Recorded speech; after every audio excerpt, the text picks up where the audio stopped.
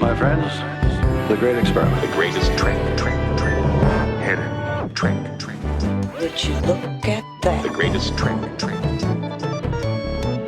And you people, you're all astronauts on some kind of Star Trek. The greatest trick. Welcome to Greatest Trek. It's a new Star Trek podcast from the makers of The Greatest Generation. I'm Adam Pranica. I'm Ben Harrison. Celebrating the holiday season. Very unusual way today. Yeah. By taking some time off. That's not us. Something that does not come natural to either of us. Yeah. Is winding down, but we've been real full on throughout this last quarter of the year with the tour and everything. So we thought we'd treat the friends of DeSoto, especially those that listen to Greatest Trek, to a little treat from deep in our past, deep in the bonus content feed. We are pulling something out from behind the paywall and into the light, which they say is the best disinfectant. Yeah, we looked high and low through our entire bonus feed, and we were thinking, what makes a great holiday episode?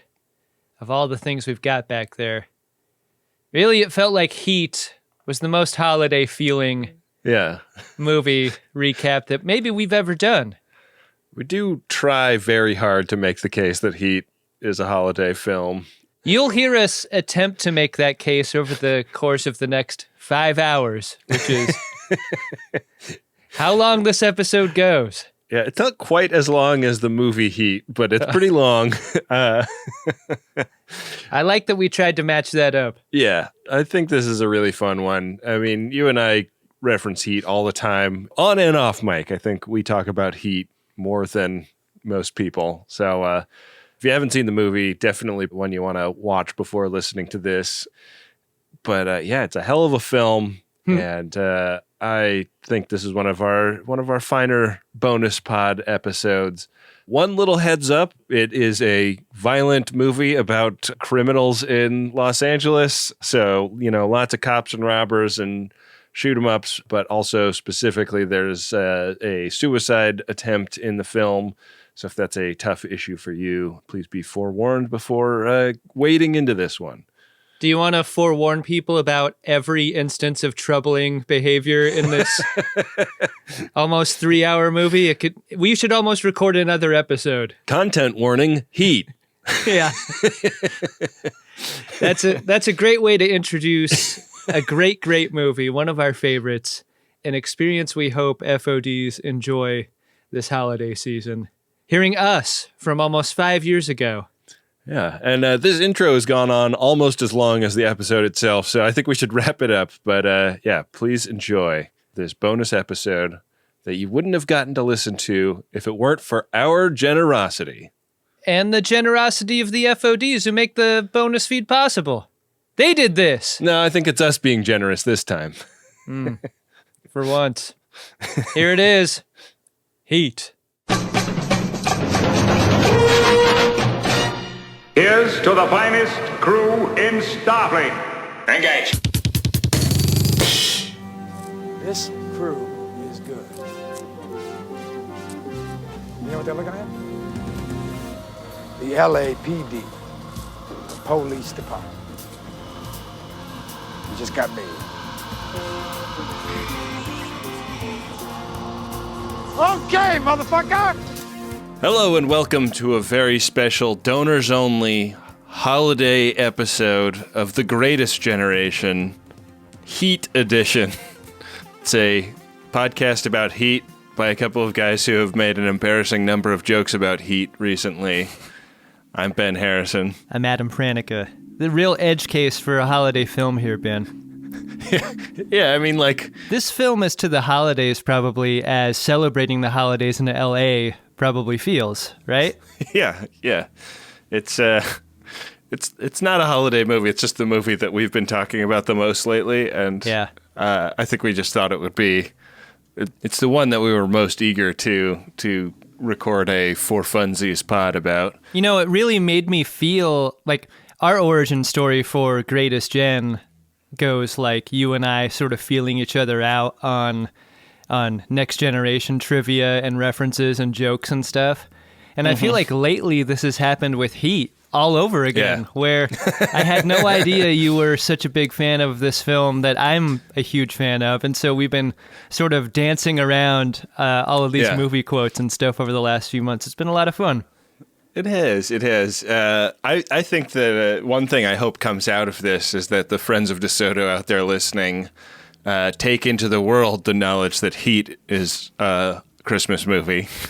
And, try and pitch people on that at house parties or bars or, just wherever, wherever people are likely to bring up Die Hard.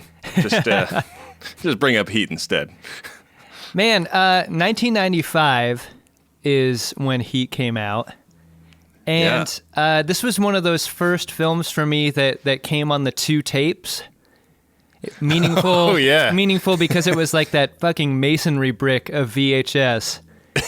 Yeah. And boy, pack a lunch, right? Almost 3 hours long. Yeah. If you're unfortunate enough to watch it pan and scan style, which I think a lot of us did for the first several times if we weren't able to see it in a theater, it's a totally different movie when seen in widescreen. And there's a really great re-release that happened this year, Ben, on Blu-ray that is pretty wonderful. The director's definitive edition, right? Yeah, that's the version that I watched for the purposes of this pod, and it's really gorgeous. Myself as well, yeah. One of the few films that is worthy enough to be owned in on physical media, I think, is this film. I don't have too many DVDs, but this is one of them. There's just nowhere in my apartment to even put a physical media item, so there might be like a box, like a cardboard box in my closet from when we moved with some DVDs in it that seem too valuable to throw away, but also will never get played again. Yeah. Anyways. I basically have 8 Sylvester Stallone films and Heat. I'm drinking some eggnog to enjoy the occasion. Oh boy, that's going to thicken up the throat nicely as we go. Yeah. I think that's another part of this beloved holiday tradition of ours is that every year we put a new weird movie episode in the donor feed, and I fight through eggnog mucus to deliver my half of the podcast. Well, our membranes are working overtime, Ben, for the both of us, because I'm working through my seasonal holiday cold, a tradition unlike any other. Yeah. It's been working through my head lately. And I'm drinking something to combat it. It's something that my wife and I tend to pour for our friends after we gather for a dinner during the holidays. It's I don't even know if it has a name. It's pretty simple. It's just a shot of coffee, a shot of rye whiskey, and then basically pour over hot cocoa. Like the best hot cocoa you can find. You just sort of mix it into that with some hot water. And it's a nice little pick-me-up. Wow, that sounds very festive. It's that sweet heat, Ben. Yeah, and a little spiciness from the rye. Yeah. I could see that being delightful. Well, we have 3 hours of movie to talk about. Do you want to get into this bad boy? I sure do. Let's pop in the first tape, Ben.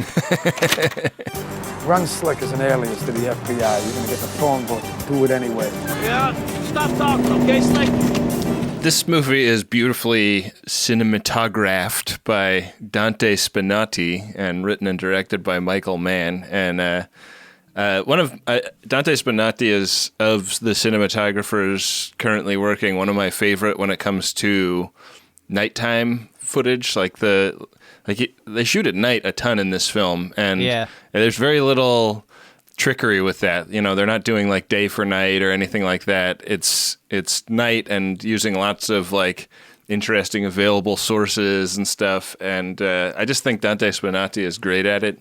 Yeah. He's got a bit of a weird rep more recently with his nighttime stuff, because I think as of making Collateral with Michael Mann, he got really interested in using high frame rate digital cameras for his nighttime stuff. So like in Collateral, it looks real video, like BBC footage at nighttime, which, he's one of the few people that is making that decision on like a really interesting artistic basis. But right, this film is spectacular all the way through in terms of what it looks like. And we open up on this scene of a subway train pulling into a station, just really putting us in the place of Los Angeles.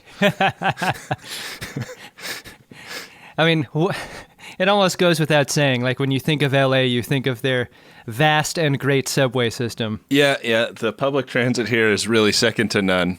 Michael Mann is kind of obsessed with using the LA Metro, though. Like, it plays a big role in Collateral, too, at the end. Getting back to Spinate a little bit, the anamorphic lens is kind of a character in this film. Absolutely. As much as anyone else. And I think a lot of people who aren't aware of the performance characteristics of a lens like this would think that it's out of focus, and especially in the nighttime scenes, may think that it doesn't look great. And I think it's interesting when you talk about Spinate's career and he's pivoted into digital, like you give up a look like this in favor of something sharper. Right. And it's really a product of its time, this mid-90s to late 90s aesthetic with an anamorphic lens. I mean, so many great films were made to look this way. It's really nice to revisit this look again.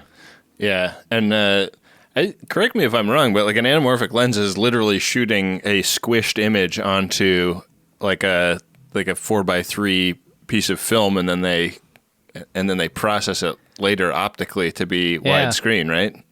It's true, and they are. I mean, it's obvious for someone like me to say who isn't a professional, but they are extremely hard to focus in general. And on a Hollywood film, you're having professional focus pullers. Yeah, I've never messed with an anamorphic lens in my entire film career, so they're pretty difficult to work with, but the results are really beautiful. Speaking of beautiful results, this he gets off this subway. This is the De Niro character. He gets off this subway. He's wearing an EMT jumpsuit. Walks through like the back door into an ER, and it is like a fully functional ER. It is not a set. It's like definitely a real emergency room. It is thronged with people. There are people like writhing, bleeding on gurneys. This is an incredibly expensive thing to put together for a scene that just establishes this guy is at a hospital. Right. Like, almost any other filmmaker would just have him walk by a sign that says hospital and then like hop into the ambulance and steal it. You really feel like you're in good hands right away in this opening scene. It feels a lot like Goodfellas, and the walk through the kitchen area on the way to that dinner. I mean, De Niro quietly skulks his way through the hospital on his way to the ambulance. It's great. The film starts with these vignettes, sort of like setting the scene for where all of these chess pieces are to congregate. Yeah, and it also kind of establishes this superpower he has of just walking through a space looking like he belongs there, which he uses a bunch of times in this movie in a really fun way. Yeah, if you notice, De Niro's character always wears gray, and that's it's a choice he makes in order to blend in with his costume. I mean, and his jumpsuit, his ambulatory jumpsuit, notwithstanding. Yeah, but not speaking of blending in, Val Kilmer rocking a real flashy ponytail in this movie, and he's somewhere in Arizona or something buying some explosives from a guy. It's clearly... Is this the last time someone looked good in a ponytail? Because, god damn it, he can fucking rock that. Yeah. I mean, it went to man bun after this, I think. Yeah, unfortunately. He's buying these explosives. I think this is the guy that played the blood-sucking lawyer in Jurassic Park. Oh. What, we'll have a coupon day or something. Remember that blood-sucking lawyer? I do, yeah. He got eaten off the toilet by the T-Rex. Great scene. Great moment. Fun stuff. He's very eye-catching in this scene. This is the only scene in the movie he's in because he's just the guy that sells the explosives. He was shooting this concurrently with Batman Forever. No shit. Yeah, which I thought was great. You know, it's hard to miss Val Kilmer's lips in this scene. They fill almost the entire frame. Good old Brady Demolition. Yeah, he's got some of the best lips in Hollywood, and I mean, his Batman was like probably the most identifiable outside of the cowl, right? Just because, like, who else has those lips? Bruce You're Wayne. casting for lips. Yeah. As we go around the horn here, we finally meet Al Pacino's character. Yeah, he's having some morning sex. Morning sex from behind. You don't want to go morning breath to morning breath in that situation. Oh yeah, you think that's what it is? I kind of think so. Wow, that's an interesting take. You don't make strategic choices based on the breath situation. I'm just I don't know. Morning is not a typical time of day for me. Maybe they cut out a scene where he said, "How about if I eat your ass?" And then after that, she was like, "No, I don't want to be facing you." She got a great ass. Oh, I love how we're coming out of the blocks here, Ben. Give me all that pornographic Pacino. I want to suck on your toes, baby. And then she just doesn't want to kiss him after that because, like, it's a little gross for her. Yeah. His lady friend here, Justine. That's not his lady friend. That's his wife. That's his special lady, Adam. I call everyone that, though. Yeah, third wife for Vincent Hanna here. Third wife and adoptive, I guess, stepdaughter in Natalie Portman, who is around the house having a bit of a meltdown because she's trying to get ready for her biological dad to pick her up. And Natalie Portman's biological dad, I don't think we ever see, but he is kind of a character in this movie because he is really making his daughter's life miserable. And, you know, Pacino's not really doing anything to make up for that, but he does get to go around going like, does this guy know how much is fucking his kid up? Natalie Portman makes some choices here that I wanted to discuss with you briefly. I think the main question I have about her character is, does she have special needs or is she autistic? Because I sort of got that feeling from her behavior throughout the film. Oh, that's interesting. Like being like super fixated on one barrette or whatever. Yeah, I kind of got that. I don't know.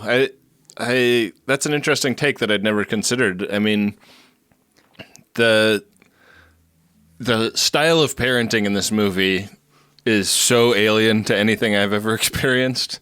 Yeah. And I think it's, you know, there's definitely people that are like this and kids that have to grow up with parents that are like so fucking narcissistic and focused on themselves that they can't put the paper down to help the kid get ready for a day out with dad. But yeah, like I feel like there are so many variables different about this family dynamic that I don't know that I would make a diagnosis one way or the other on Natalie Portman's character.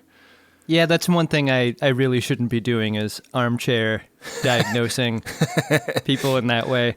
But I think she's in the film so little and she's making such specific choices about her behavior and how she acts out her conflicts that was where my mind went the first time I saw this film, and that has endured with subsequent rewatches. I mean, she's clearly very traumatized by some set of things that has befallen her already, and she's not in a good way.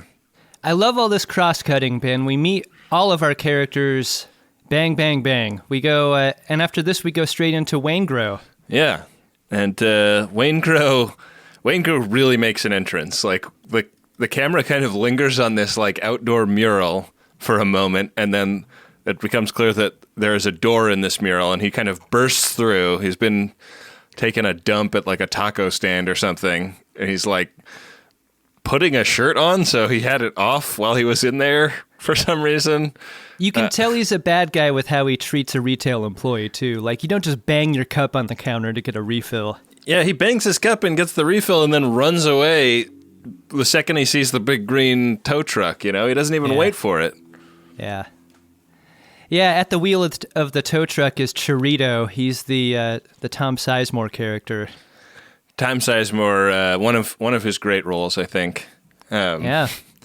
I mean, I think that this was not an easy time in this dude's life. No. But held it together to put in a fucking great performance, and I think Waingro is right there for it. Like, he is, like, this first scene where they meet each other, and Waingro is like chatty Cathy, but you know, he's doing a thing of like repping how hard he is and how much he loves to pull big jobs and like wants to be a part of the crew. And when Sizemore is not impressed by that and is like basically just utterly dismissive of it, that moment where Waingro pulls off the crappy wraparound gas station sunglasses that he's wearing and just like dagger eyes to Chorito, fucking great moment. There's so much about Waingro that's familiar to me, and that's one of the elements is like nervously, nicely chatting with someone, trying to get in with them.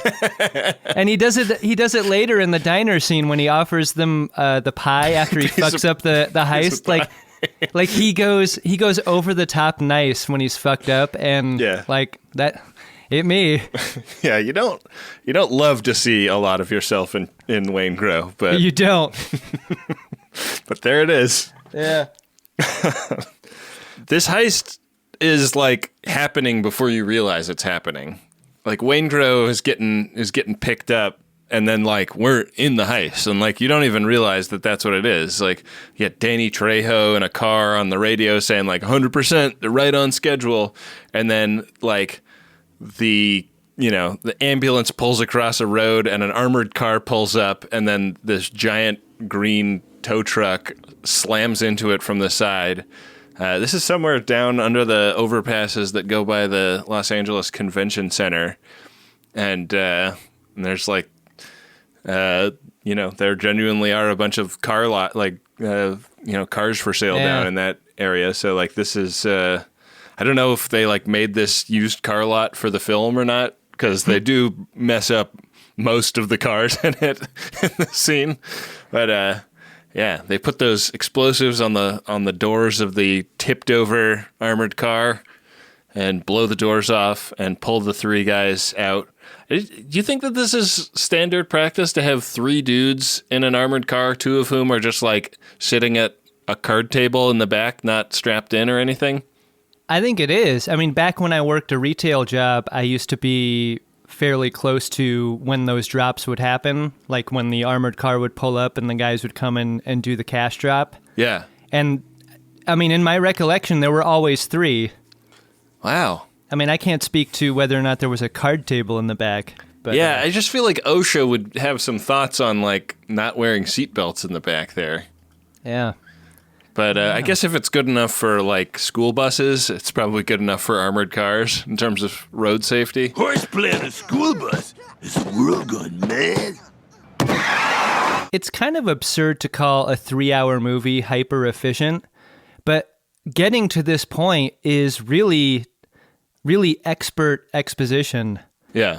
Like, we've used the credit scenes not to get to know our characters in a nice, slow way and understand their thinking and their motivations. Like, we're in media res. Like, we're in the heist plan as soon as we fade up. And like they kind of post game how the heist worked instead of pre-gaming it. And like that's such a cool way of doing it, because like so many, a lot of heist films will pre-game the heist, but then and they'll shoot it, they'll show you the heist go down as they're talking about how it would go, but then they do the real heist and a bunch of things change. Yeah. This is fun because we just get to see the heist, but then later on Pacino shows up on the crime scene and they kind of like talk through their theory of the case.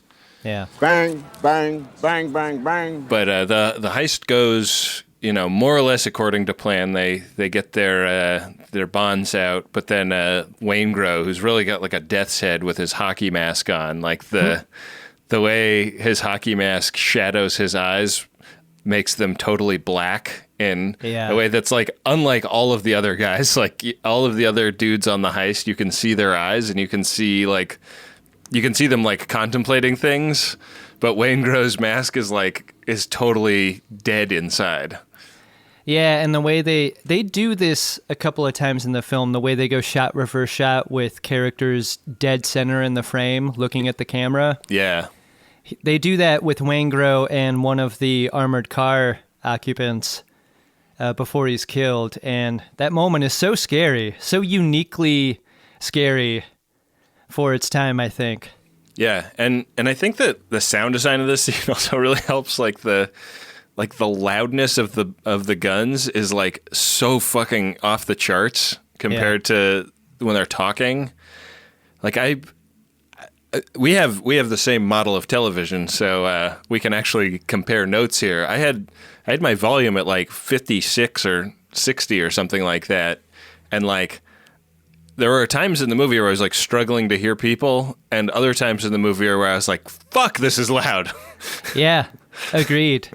I had to dive for the remote and knock it down a little bit. Yeah, the like especially when it goes down and Waingro like kills the dude. You know, Chirito wheels around and wastes the second guy who's going for a pistol in his ankle holster, and then they execute the third guy, which becomes like very interesting to Pacino later. Once it escalated into a murder 1B for all of them after they killed the first 2 guards, they didn't hesitate. Pop guard number 3, because what difference does it make? Why leave a living witness? Michael Mann did a thing for all of the gunfight scenes, which he recorded the audio on set. Like none of this was put in later, and I think it's what makes the sound of this film so unique. You wanna fuck with me?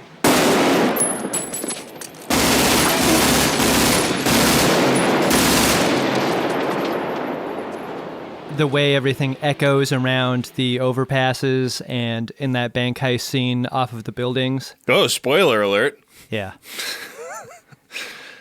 If you haven't seen this movie, you shouldn't be here. They make their getaway in the stolen ambulance. They all like pulling off their onesies, and De Niro is like ready to beat up Waingro like in the back of the ambulance, but I don't know why he doesn't choose to just do that. Like they've already got 3 bodies at this point. Like, oh, you're advocating that they shoot him and dump him there? Yeah, like you're already burning the ambulance. Just like take Waingro out, you put the little like milk container full of gasoline, and Yeah, given what a liability Waingro is later on, I think that would have been smart. But you miss out on the most withering glance Robert De Niro is capable of giving to another human being. Yeah, so we see De Niro meet up with John Voight, who has like a totally unbelievable page boy haircut and mustache in this film. He looks like what a lifetime of playing blackjack and chain smoking cheap cigarettes does to a man long term. Like, I feel like you and I have seen this man before, mostly in a casino. Yeah, and mostly in a casino, like not on the strip in Vegas, but like a terrible casino, somewhere depressing. Yeah. This guy is a Nevada zip code that is not Las Vegas or Reno. It's just out in the boonies. Yeah, he's like wasted an hour at 7-Eleven playing a slot machine. John Voight plays Nate, and he's kind of the guy who has the jobs and the solutions after the fact. Like if you're looking to do a heist, he's probably got some ideas for you. If you're looking for ways to leave the country, he's also that same guy. He's kind of a fixer. He's like Craigslist, but for heists. Right. And like they've got these bearer bonds, and he's like, hey, like I just found out that these bearer bonds actually belong to this one guy, Van Zant. He's going to collect insurance on these, but he's also a criminal. So maybe we can just make a deal with him. That's what gives him that other facet, right? I feel like in crime films, you often get this character, and he's flipping you jobs to do, but he doesn't really have ideas of his own. But Nate has ideas. He's like, I know you already knocked this thing over and you made this money, but right. I mean, we could actually make more with this great idea I have. Sell it back to him instead of going to the street that's an extra $320,000 to you. Try it on. I wonder, does he have other crews that he also interacts with? Is this his only work? There's other times in the movie where you see him at a party or something or whatever. Man, what does this guy's day-to-day life even look like? Does he have an office? When he gets a call on hey, I need new passports and travel plans and I need them tomorrow. Does he have to go hey guys, sorry, I have to leave the party and go forge some documents? What does he do? I don't know. You only ever see him on the phone in this movie, it feels like. It's really true. This is when Pacino shows up at the crime scene, and we get to meet the rest of the squad. This is I think they're the homicide detectives, but we also see them in an office marked MCU, which I imagine stands for Major Crimes Unit. Yeah. So a little unclear exactly what their role is, but they're some kind of super squad in the police department, and he does that super cool thing where he drives up to the crime scene, but they lift up the tape so that he can drive under it. That's a real power move. Everybody else has to park outside the tape, but he gets to drive right up.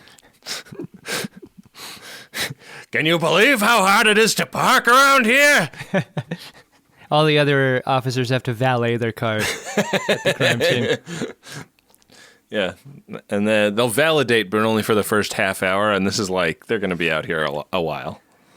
Speaking of efficiency, this is the scene where you understand how great Vincent Hanna is at his job. He rolls up on the scene and immediately has these guys pegged for the professionals that they are, because he himself is a police professional. Recognize the MO?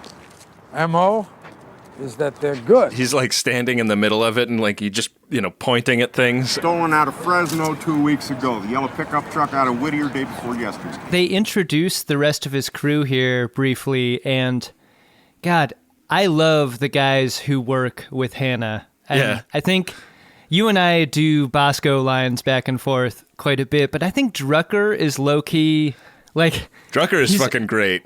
He's he might be my favorite guy in this film. He has got such great lines and great reads of those lines. Yeah. Drucker, played by McKelty Williamson. I mean, if you're ever going to be called a jagoff, you want to be called that by McKelty Williamson. We've got Cazals, played by Wes Studi. And then who's the guy with the, surfer haircut? Yeah, God, he is so familiar. He looks like the kid from Home Improvement. He looks like Zachary Ty Bryan. I really doubt it's him, though. There would be incredible casting. Yeah.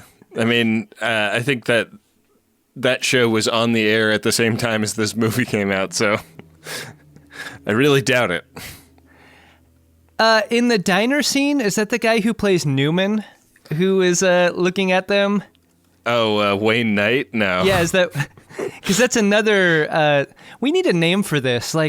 Guys we see, little glimpses of that look so much like actors we recognize but probably aren't. Right. Yeah, I mean, he's... Because if Could-have-beens. Yeah, it's because if you got Wayne Knight for that, you would give him lines. Because it's Wayne Knight. Yeah. Yeah, when they start to beat Waingro up in the booth in the diner, there's just a trucker sitting there eating a sandwich and reading a paper, and Sizemore leans over and just 1,000 words him with this look. The guy just looks back at his paper. I love how threatening this scene is, just by virtue of its blocking. So you've got Waingro sitting next to the window, and you've got Chirito across from him. But the guy sitting next to Waingro gets up and makes room. Yeah. And so they have him totally boxed in against the window. There's something... it's so subtle, but the way that they place people in the frame, it just makes scenes like this feel so much more dangerous. It's a fucking diner. How dangerous can it be? this is the same day, like maybe hours later after the heist. Like De Niro has had a chance to meet up with their handler, but this is them meeting up to go over the split, apparently. Yeah. And you imagine that Waingro walked in not knowing that he was in as much trouble as he is, and he's definitely like trying to make nice. You want some pie? You don't think he helped them garbage bag the inside of that trunk? Yeah, he didn't. He's like, so what are we going to put in here later, guys? You guys want to go deer hunting or? He's probably tipped off when Trejo gets out of the booth and Chirito like comes around the side and sits at the next table over so that if Waingro makes a move, Chirito can grab him.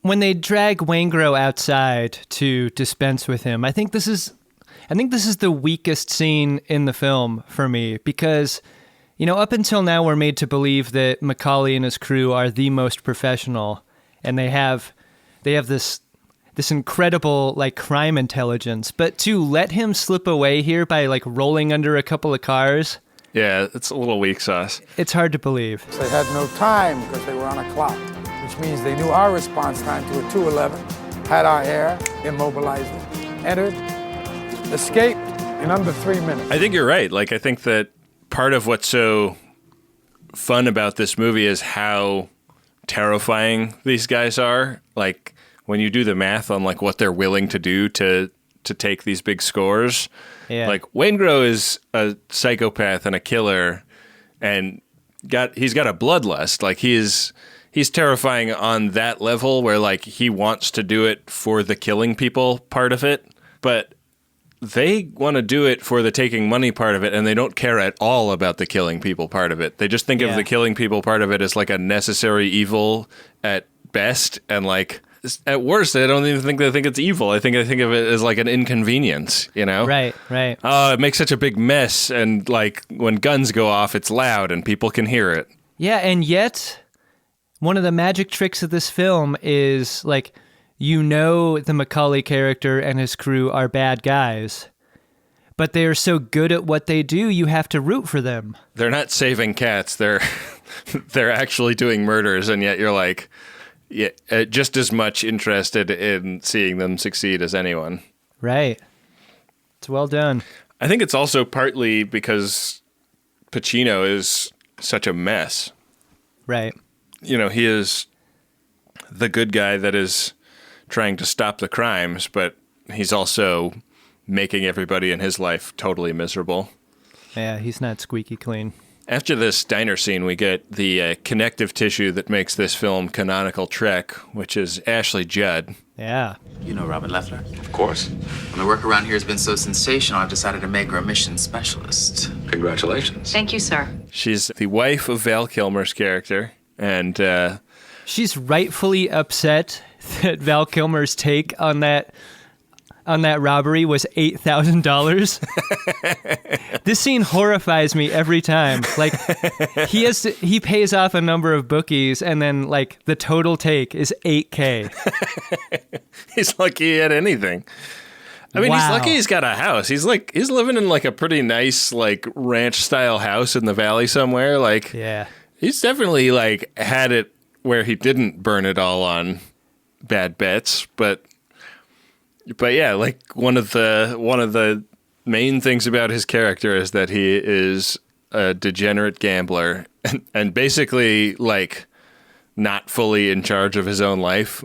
Like De Niro takes a lot of responsibility for him in a way that is like really interesting and kind of like surprisingly intimate given De Niro's ethic in this film. Yeah, it's really paternal. It's super paternal, but it's also like, you know that like there's another shoe that could always potentially drop, which is that get out of there in 30 seconds if you hear the heat coming around the corner.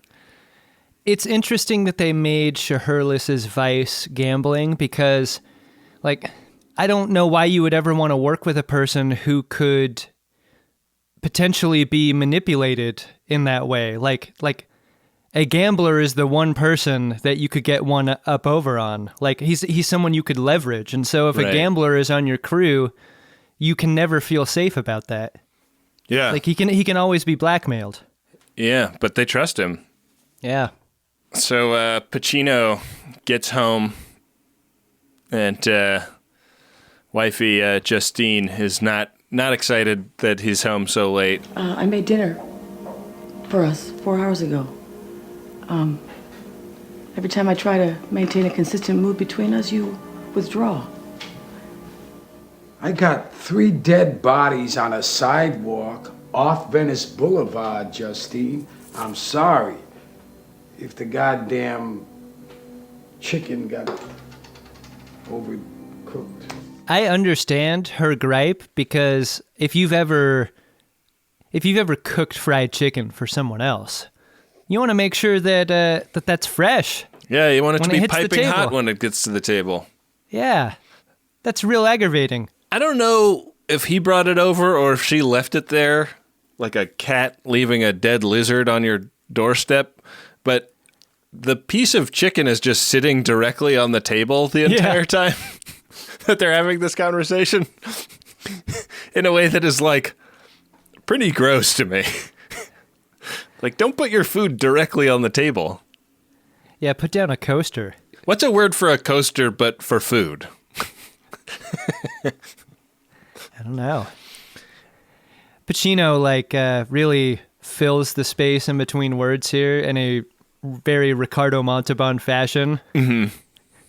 Like, wow. He is... And what's great is, he's acting across a stage actor, and I wonder how much that inspired him to really explore the verbal space here.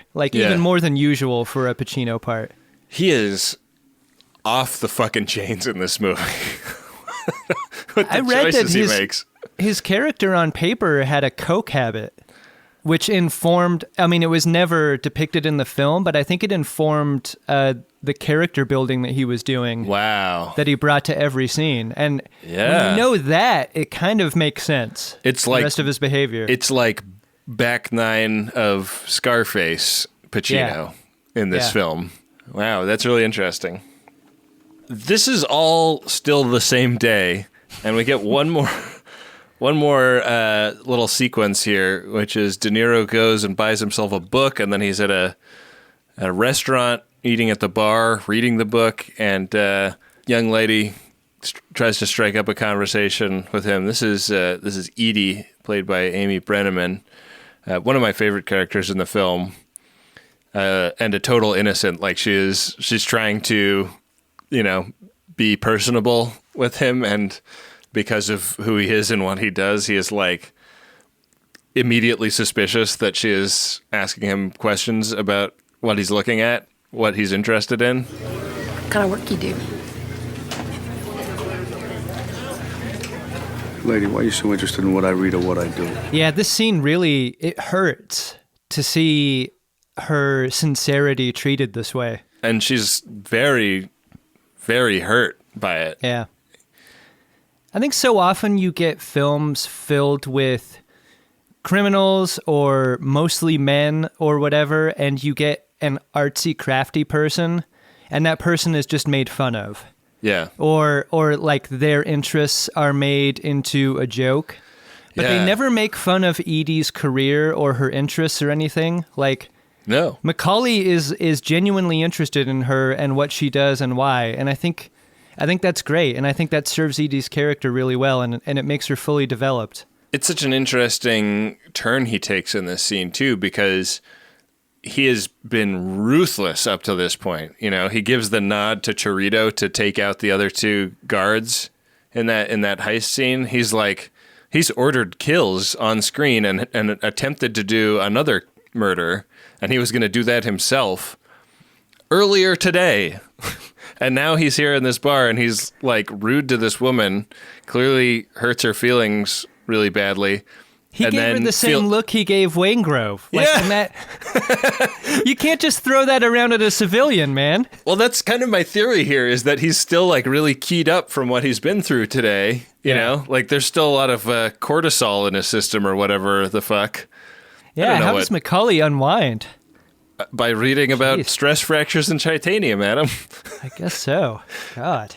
But like he feels terrible when he hurts her feelings. Like he doesn't feel a thing about the 3 bodies he left on the sidewalk today, but when her feelings are hurt, he feels really bad about it. And, you know, their conversation leads to them back at her place, like checking out the view, she has a spectacular view for somebody that works in a bookstore part-time and to fund her graphic design habit. I don't think that this place would be rentable on that kind of income nowadays in Los Angeles, but she says she's in the hills above Sunset. I guess that's a totally different place in 1995 than it is right now. Looks like she lives at the Griffith Park Observatory. Yeah, and like I think rents on that place are pretty high now, but they used to be quite affordable. Yeah. This is from a looks standpoint, a scene that really radically shifts from being one of the prettiest in the film to one of the worst in the film, because there's a big, like, wide over-the-shoulder shot of them leaning out over this railing that shows the city glittering in soft focus in the background. Spectacular. But then when it cuts to the singles, like, over the shoulder on each of them, it's a comp, and they're probably against a green screen. They're putting a plate of the Los Angeles skyline behind them, and there's a couple of things they do wrong. One is that the plate is not out of focus in the same way as the real shot. Yeah. So it's weird that a close-up of De Niro with then, 2 miles of distance between him and the thing that is behind him, and they're both in focus. It's like an impossible, like the comp just looks bad and impossible on its face. Like even if you don't understand the optics issues at play, like anybody would look at this and say that's a fake. That's fake. Yeah. That's not real. Right. And it's a shame. Right, and this happens a couple of times in the film. Yeah. Like that. It's too bad.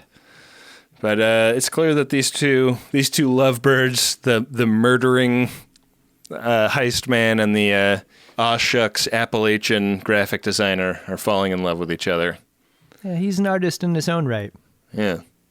There's one thing in this scene that really caught my attention, which is that when she asks him where he's from, he's like, "I'm from the Bay Area." And then, like, she says she went to Parsons, which is a very famous New York design school.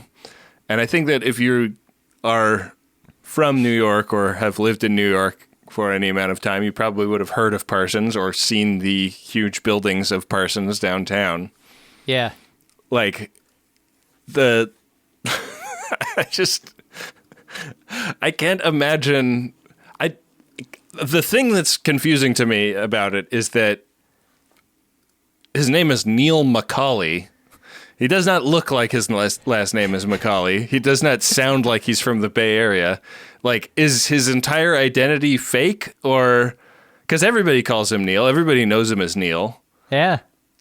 Like, I thought for sure he would have used a fake name with Edie from Jump, but he never does. He never does. And like this, is she fooled by him saying he's from the Bay Area? If in fact it's a cover identity, is he actually supposed to be from the Bay Area? And De Niro just like could not for the life of him talk like Ben Harrison? I think, I think she says it during the scene when they're up on the balcony. Like, I think when you're lonely and you want to find a connection with someone, I think it's very easy to overlook things like that. Like a man telling you he's from the Bay Area when obviously he has a Brooklyn accent. Like she's doing the math in her mind to try to turn this into a real thing, and she's willing to overlook that stuff in order to do it. Yeah. Just it is one of many, many, many films of New York guys walking around LA like, "Hey, I'm from Los Angeles here." Ridiculous. Anyways, next morning, your boy Al Pacino shows up, and one of the things that they talked about at the crime scene is that they've got to check with all of the normal fences around town about like who is going to help the crew that stole these bearer bonds actually move them. And he rattles off 4 names, so presumably there are 4 people that are intimately known to the LAPD in Los Angeles that will fence bearer bonds. Who's moving the bearer bonds? Check the usual fences. You and I will check Cusimano and Torino. I want you to take Goldstein and Alfaro. And they've heard back from all but one, this guy, Torino. And they show up at his dogfighting ring / chop shop and just kind of barge in there and everybody clears out. And Torino, played by Ricky Harris, is also a fucking great character because he's like super slippery, but also he's got the gift of gab, and he's like clearly got a charisma that plays in lots of contexts, but when he's getting bad cop, worse copped by Drucker and Hannah, it does not work for him. And he, like, the amount of fear in his performance, like, really boils to the surface over the course of the scene in a fun way. I really love his performance. What happens here pays off later because his brother Richard is played by Tone Loc. Yeah. And Albert doesn't say anything in the scene, hardly anything in the scene later with his brother, because he does so much great character work here. Like, you're sort of coasting on him. And so, like, it's so dialogue heavy here to pay off the non-dialogue acting that he does later. It's just really well done. It's well conceived because there's a setup and a payoff. It is a ton of fun. And, he's got a lot of gall in this scene. and that becomes clear that runs in the family. But he's, he knows that they've got him dead to rights. And the way that De Niro walks out of there after having agreed to meet this guy's brother the next night is fucking delightful. Don't waste my motherfucking time! We talked a little bit about using anamorphic lenses, but there's a lot of telephoto lenses happening here. And this is one of those scenes where you see it. Like shooting far across the wrecking yard into Pacino as he leaves. Yeah. Like, it's just such a unique look. Yeah, it looks fucking awesome. And interestingly, like, the next cut is also a very telephoto shot. It's De Niro getting kind of a pitch for another heist that they're going to consider. This guy, Kelso, is one of my favorite minor characters in the film because, like, he's clearly a genius, but he also seems like in his eyes and his mannerisms as threatening as anyone else in the film. Like, I feel like he could kill Macaulay in the scene if we wanted to. Yeah, I mean, he's in a wheelchair too, and somehow that effect is there. I love the moment, like, he pitches him the job and he tells him what the heist is worth. And when Macaulay accepts it, Kelso says congratulations. And I love that moment and that word in that moment. It's so great. Yeah, it's like he just sold him a car. Yeah. He's handing him the keys to his shiny new 1995 model bank robbery. Unfortunately, Val Kilmer's character is going to get $38 from this bank heist, given how much he owes to his bookie. Yeah. This scene is also fun because there's cross-cutting between this scene and John Voight, like who's kind of like off in the distance.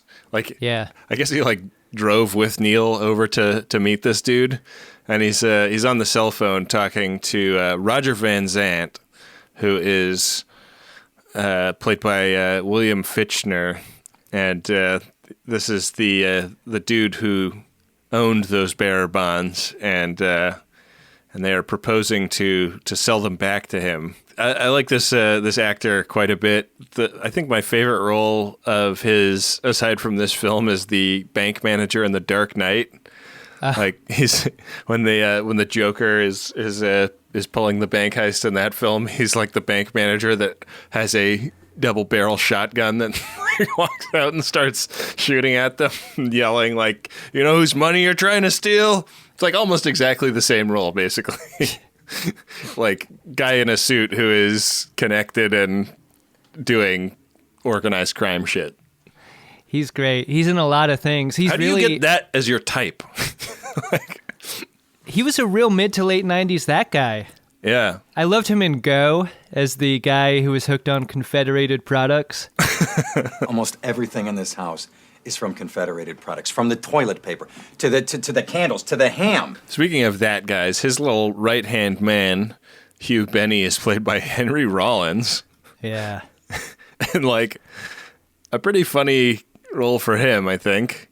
Just, like, tough that, you know, wears, like, a suit jacket over his mock turtleneck and is, like, working in this office, but obviously is muscle.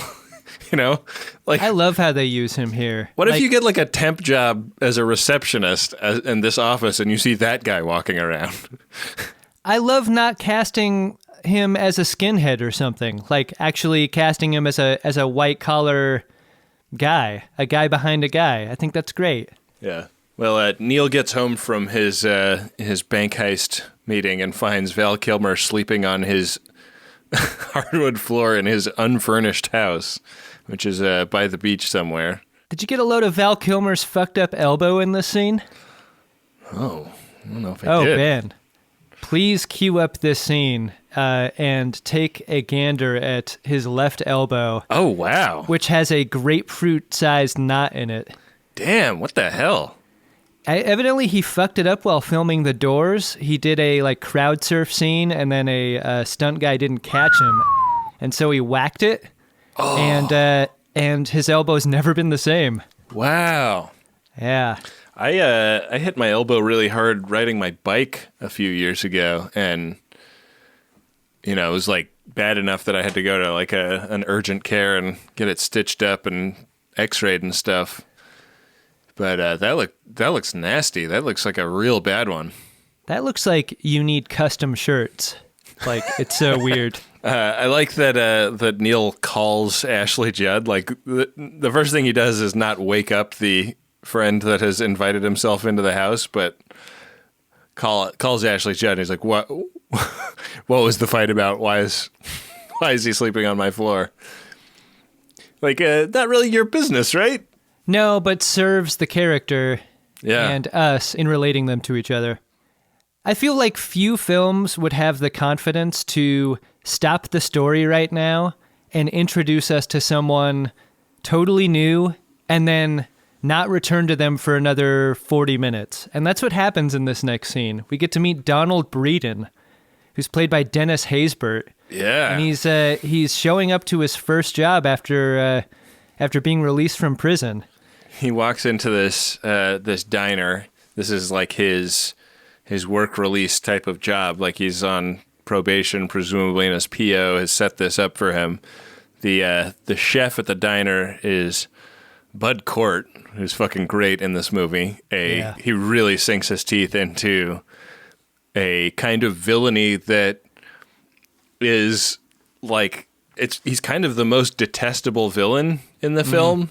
Because he seems to have no joy in his life, and you know, he's just a cog in the wheel, but is just totally happy to be that. Yeah, it's weird, you know. Like he never kills anybody. Like I would say that like he and Waingro are the two people we are asked to hate the most by this film, and I don't know why a guy who runs a diner and provides work release opportunities for people on probation is that like he's a dick for sure, but he is like the way Bud Cort performs the character and like the text of the film is that he is like one of the worst people. He really is. He needs to be that so that you can understand Donald's decision later. Yeah. Because like the thing about Donald is he's got that great lady friend, and like they're really trying to make a good and fresh start. Yeah. Like what we're doing is we're setting him up to make a fall later that makes us feel something, and you can only do that by setting him in opposition from this asshole at the diner. It's interesting because Waingro is also clearly kind of a last minute hire for them, and they haven't had a good track record to these. No. If only they had LinkedIn. That's right, LinkedIn, official sponsor of Greatest Gen. Yeah, I mean, they did officially sponsor us once, I think, and then never again. They were like, oof, big mistake on our part. Let's violate his ass right now. Give me all you got! Listen, Give me all you got! me and my brother Richard's gonna talk to you. By the time I get listen, to man, I Phoenix, swear, man, tonight's he'll the best be I can do for you. rising. He'll probably leave a note right on the door. The next scene is De Niro doing a little bit of multitasking. He is talking to Roger Van Zant, setting up a meet so that he can sell these bearer bonds back to him, while also keeping an eye on Ashley Judd, who is has checked herself into a motel and is kissing Hank Azaria goodbye while wearing a garment that is clearly just thrown on to cover up her nakedness while she says goodbye to this guy. Maybe the most unbelievable part in the film is someone who looks like Hank Azaria adultering around with someone who looks like Ashley Judd.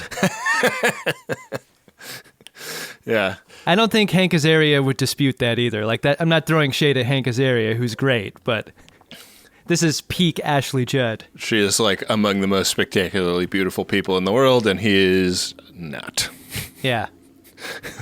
Also, her hair for being freshly fucked is fairly unbelievable.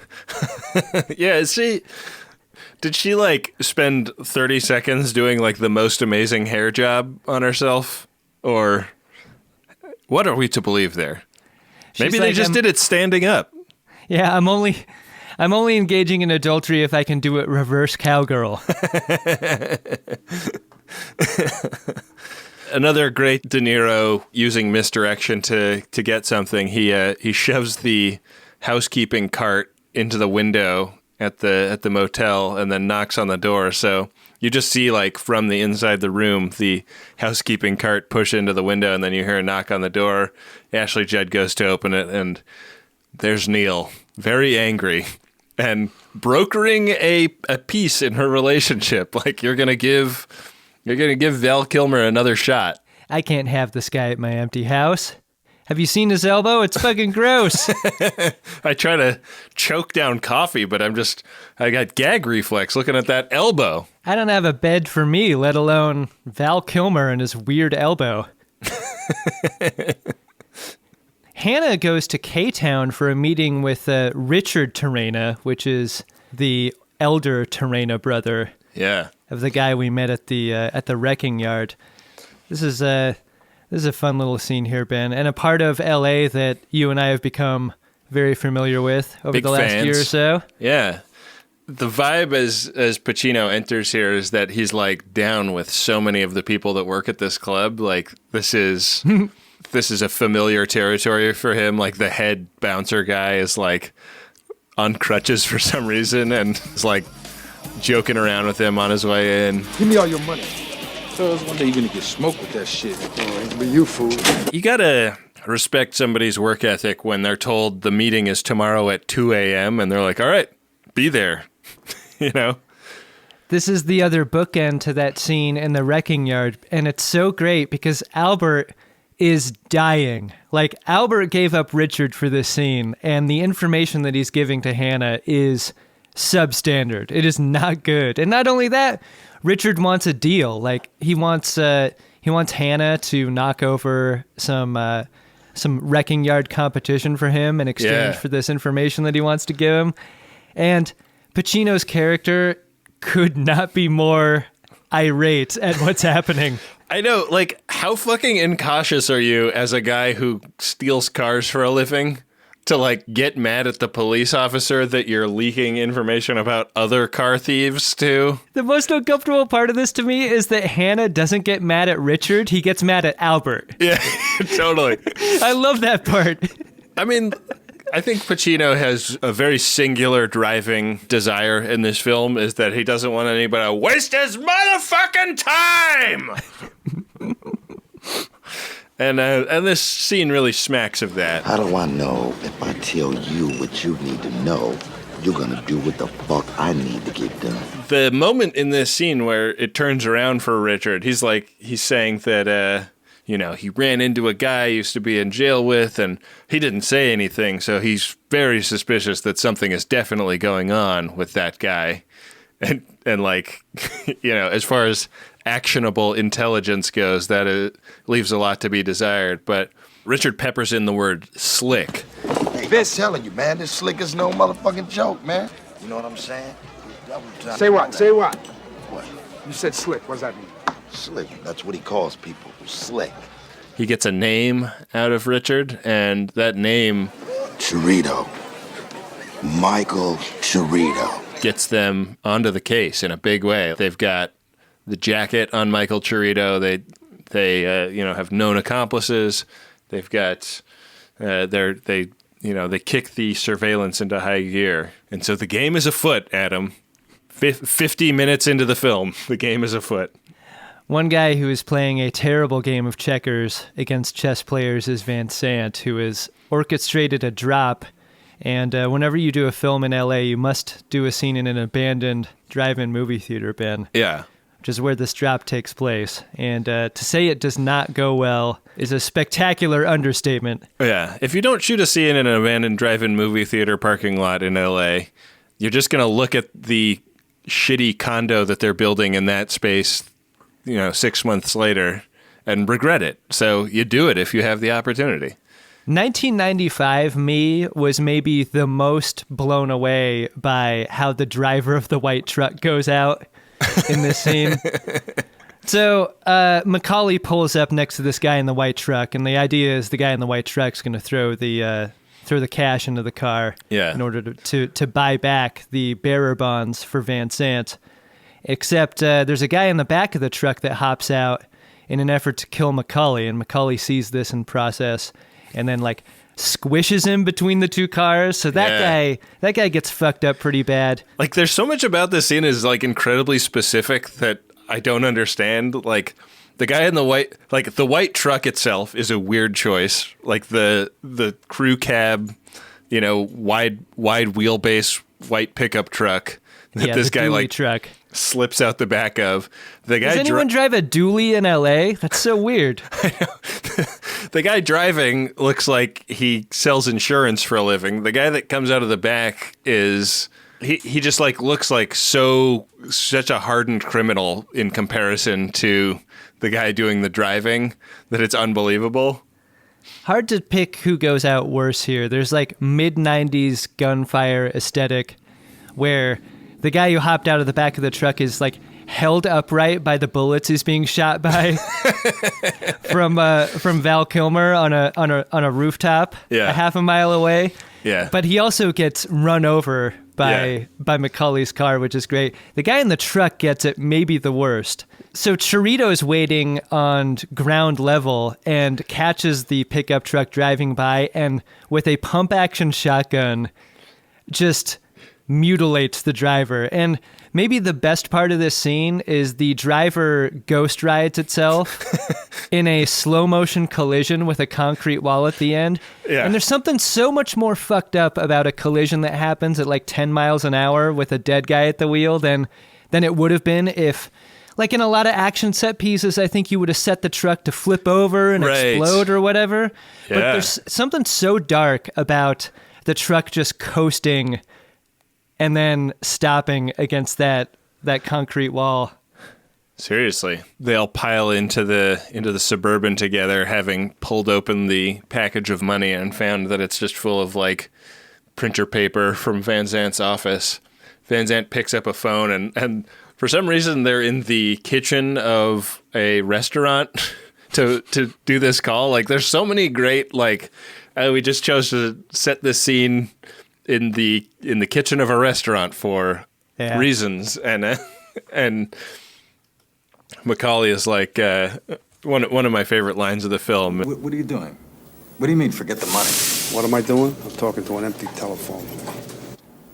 I don't understand. Because there was a dead man on the other end of this fucking line. That line sounds so much like a dad coming up with a way to make fun of someone, saying he's talking to an empty telephone just sounds like someone who's reaching for an insult. Yeah. I love that. It seems like it's made up on the spot is my point. It really does. But De Niro, nobody can deliver a line like that better than De Niro, right? Absolutely. It's like maybe the only scene in the film where Henry Rollins also just looks like he has no idea what to do with his hands. Yeah. Like it's such a colossal fuck up that he, like when he and Van Zandt exchanged looks, it's like they're embarrassed at how badly that went. Maybe we're not cut out for this cops and robbers shit. Maybe we should get square jobs. This sets up the thing that happens later too, because the only scenes you see of Roger Van Zandt are of him in his workplace. His collars are crisp and everything is clean, but at every point after this, it's a growing amount of unhingedness for him and paranoia that is really great. Well, it's been a long time since we've checked in with Wayne Grow, and in case you didn't think he was the worst human being of all time already, there's a scene in which he finishes having sex with a prostitute and then murders her. And then we get like the scene where all of the crooks, aside from him, are like out to dinner, and they're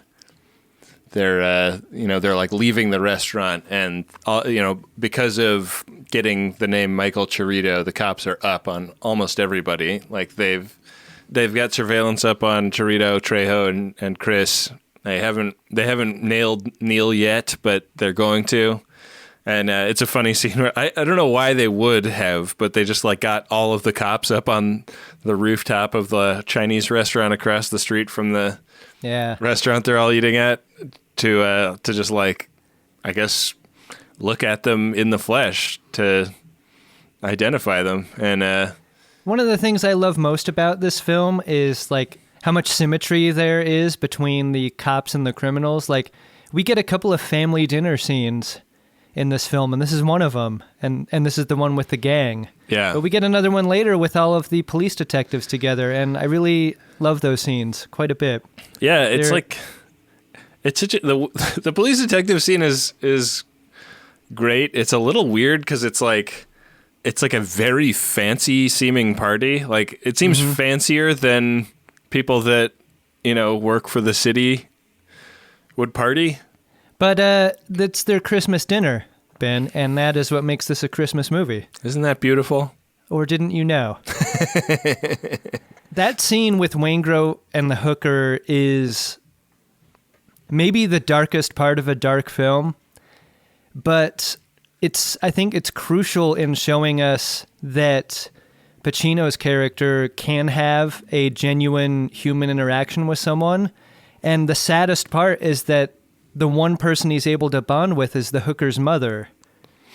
Like that scene in the parking lot where they embrace is like maybe the deepest, like the most humanity Pacino's character is capable of showing, and he can't show it to anyone in his family. Instead, he shows it to a grieving mother. And I think that's another great way to describe how broken he is, right? Because he leaves the party that the cops are all at to go work that crime scene. Yeah. And it's bookended by him spending time with his wife, and you know, and that's so intentional. Like he goes back to the party and she's like the last person there, and she's just been sitting waiting for him. Yeah. And after he's had this incredibly tender and gut-wrenching but sort of in a way beautiful interaction with the hooker's mother, he's back with his wife, and she's like, what happened to you? And he's a super smart guy, so he can rationalize all of the reasons that he's emotionally distant, ad nauseum. And he really does in this scene. Yeah. I told you when we hooked up, baby, that you were going to have to share me with all the bad people and all the ugly events on this planet. And I bought into that sharing. That scene where he says, like, he needs to be emotionally distant and not tell her what he works on for a living because that's what keeps him sharp is, I think, kind of the first sign that their relationship is probably irredeemable. Right. Yeah, and as his relationship to his wife is falling apart, Macaulay and Edie are getting closer. Yeah. In kind of an unlikely way. Yeah, because he blows in a call to her while he and the buds are out at a restaurant. It's one of those scenes where there's a big group of people around the table and he's the only person that's not a member of a couple. Mm-hmm. So that was probably an awkward dinner for him for that reason. And so he wants to get closer to Edie, and he calls her up and they have sets up a booty call for later. Yeah. And he also starts kind of like peppering in the idea that he, might want to like take her to the other side of the planet for reasons. Like he talks about New Zealand, right, in this scene. I mean, it's the only place to find that iridescent algae, Ben. She's worried that he's like mysterious married man that she's seeing or something like that. He's like, no, I don't even have furniture, much less a wife. The only reason I haven't brought you by is because you might run into my weirdly elbowed friend. Real gross out. Ben, we haven't seen Natalie Portman in a long time. And, here's the thing. Do you think Hannah is looking for Natalie Portman's character, or does he happen to just be driving by and he sees her? I wonder about that, too. She's, literally just sitting on a bus bench, and he drives by, and they do the super illegal middle of the boulevard U-turn that cops feel entitled to do. And she, I guess, I don't know, ran away from home a little bit. I love Natalie Portman, and I love her in this movie, but you don't need this storyline, is what I'm going to say about it. I think there is a ton to care about in this film. And because Hannah's life is so broken in so many different ways, I feel like this is the fifth main way that his life is broken. The movie doesn't place any responsibility for her at his feet. Yeah. And I think it should. He eventually takes some responsibility, but it's when he has no choice. Yeah. And he's not her father, but he's her stepfather, and here's what I'm going to say. If you show him just making his wife miserable and there isn't a kid involved, he never gets a save the cat opportunity. He never gets a chance to redeem himself. But that's not a good enough reason for this character to be treated as badly as she is. Yeah. I think. I mean, we're given so much of her story, and yet we're never given, we never return to her later on in the film after her suicide attempt. We don't know if she's going to be okay. We don't know if any of these people are going to be okay. So why we never go through a beginning, middle, and end with her. Yeah. Which makes me question why we are getting a beginning and a middle. Yeah, that's it feels unfinished with her, I guess is my point. If she was going to be such a focus. Anyway, I don't know. All that is to say is, as much as I love Heat, I think there are parts of the film that I don't love. One part I do love is the middle heist.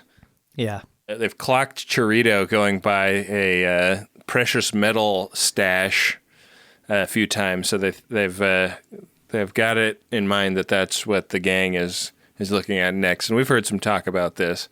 Not seen much planning or anything, but much like the first heist, we see the gang show up and just get to work, and they all know exactly what they're doing. But this time, Pacino and a bunch of cops are sitting in a 14-foot cube truck watching everything on surveillance video, and we get a little round the horn of all these special weapons cops clinging to the side of Chevy Yukons and hiding under heaps of garbage and stuff. They're ready to storm this place the second these guys make their score, and that's going to be bad news for them. So Chorito is up the phone pole, cutting the the alarm connection or whatever. Val Kilmer is inside drilling into a safe, and Neil goes out to just stand in the shadows and keep an eye on the street. And one of the SWAT guys is in the cube truck with Neil and the major crimes guys, and he like tries to like sit down against the edge of the truck. He makes a big bump, and Neil hears this bump, and he just gets spooked. He sees it for the threat it is. He walks in, tells Kilmer to shut it down, and they walk away from the job. They leave the drill in situ and get out of there. And how'd you like to show up for work at the precious metals depository the next day and see like the drill and all of that gear, and everything is still where it was left? I know there's a scene a little bit later where they're walking into where Hank Azaria works, and it's like a big warehouse, and I was like, yeah.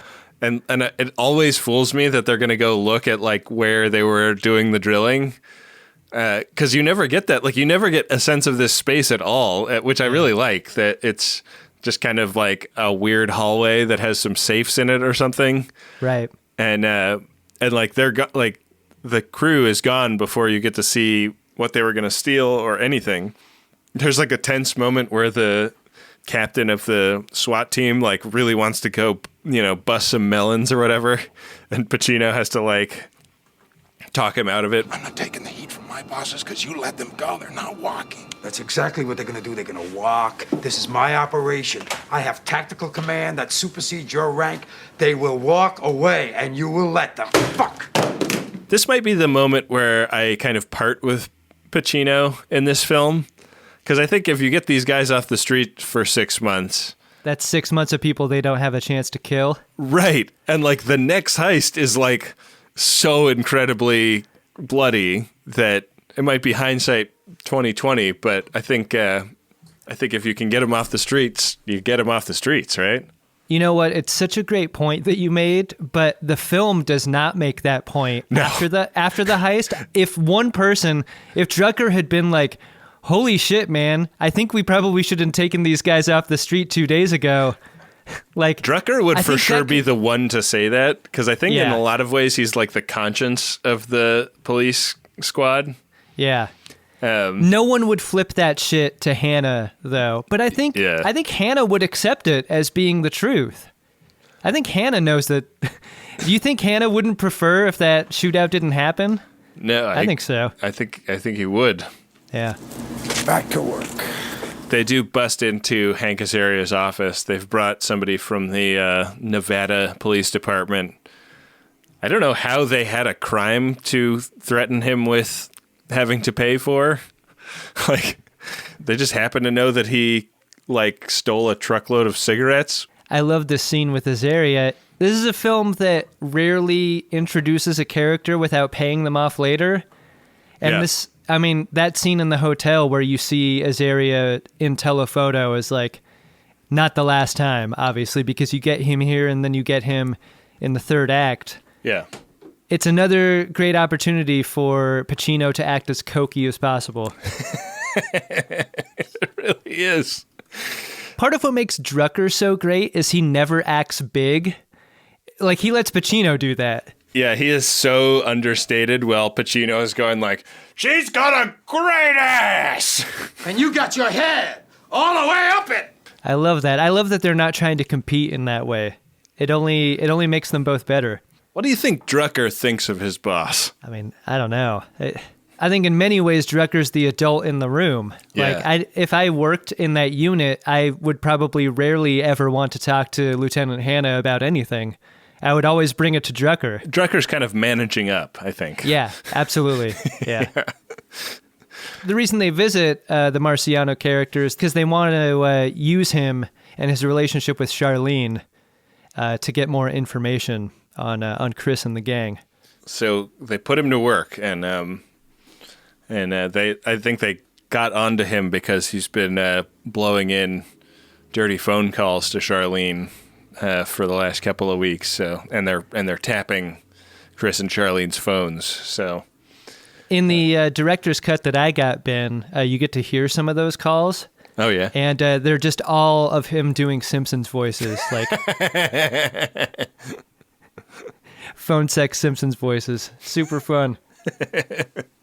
Have you ever wanted to have phone sex with Mo Sizlak? So the gang goes down to the port of Los Angeles and presumably plans a job, and we get to see the cops like shooting those football microphones at them, those big like parabolic microphones that you see at football games. They're like aiming down at these guys, and then the second they clear out, the cops like go down to like the spot they were standing to see if they can figure out what heist they're trying to plan. Another of my favorite lines in this movie, because they're like standing there trying to puzzle through it. They're looking at all the things that you can see from this spot, and nothing seems like it's worth robbing. A refinery and a scrapyard. What the hell is going on? Pacino starts going like, what are they looking at? What are they looking at? And Bosco goes, Well, that's what we're trying to figure out. I think about that every single day. I've heard you tell me that line in that way over and over again while we've been on tour. Every time I ask a dumb question. Anytime we're trying to figure something out, that is in my head. Yeah. This is the moment that underscores a lot of the like professional symmetry between the cops and the criminals, right? The cops aren't just trying to gather intel on the criminals. It's also useful for the criminals to understand the cops that are chasing them. Yeah, a little counter intel, and it's actually De Niro up on the like catwalk with a Newtonian telephoto lens, taking with like a Canon A1. Yeah. Taking pictures of all these cops, which he then later gets like dossiers on from John Voight. Oh, from Nate. Nate. Well, yeah, I know him as John Voight. Right. They got made, Adam. They got made in the shade. We are halfway through this movie. I know. We haven't even switched tapes yet.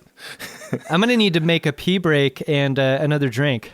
All right. Well, do you wanna make that here? I think this is the tape switching moment. I actually read that the tape switch happens after the diner meeting. Oh, do you want to? Not true, but I can't make it that far. Let's just do it now. Let's just do it now. LAPD. Gee, what? Where the fuck did this heat come from? Maybe it's a score they're on to. The place, not us. Assume they got our phones, assume they got our houses, assume they got us right here, right now, as we sit. Everything. Assume it all. Well, you know, for me, the action is the juice. Well, we already knew that Pacino's marriage wasn't going great, but he comes home from his big fun day and finds his wife getting ready for a night on the town.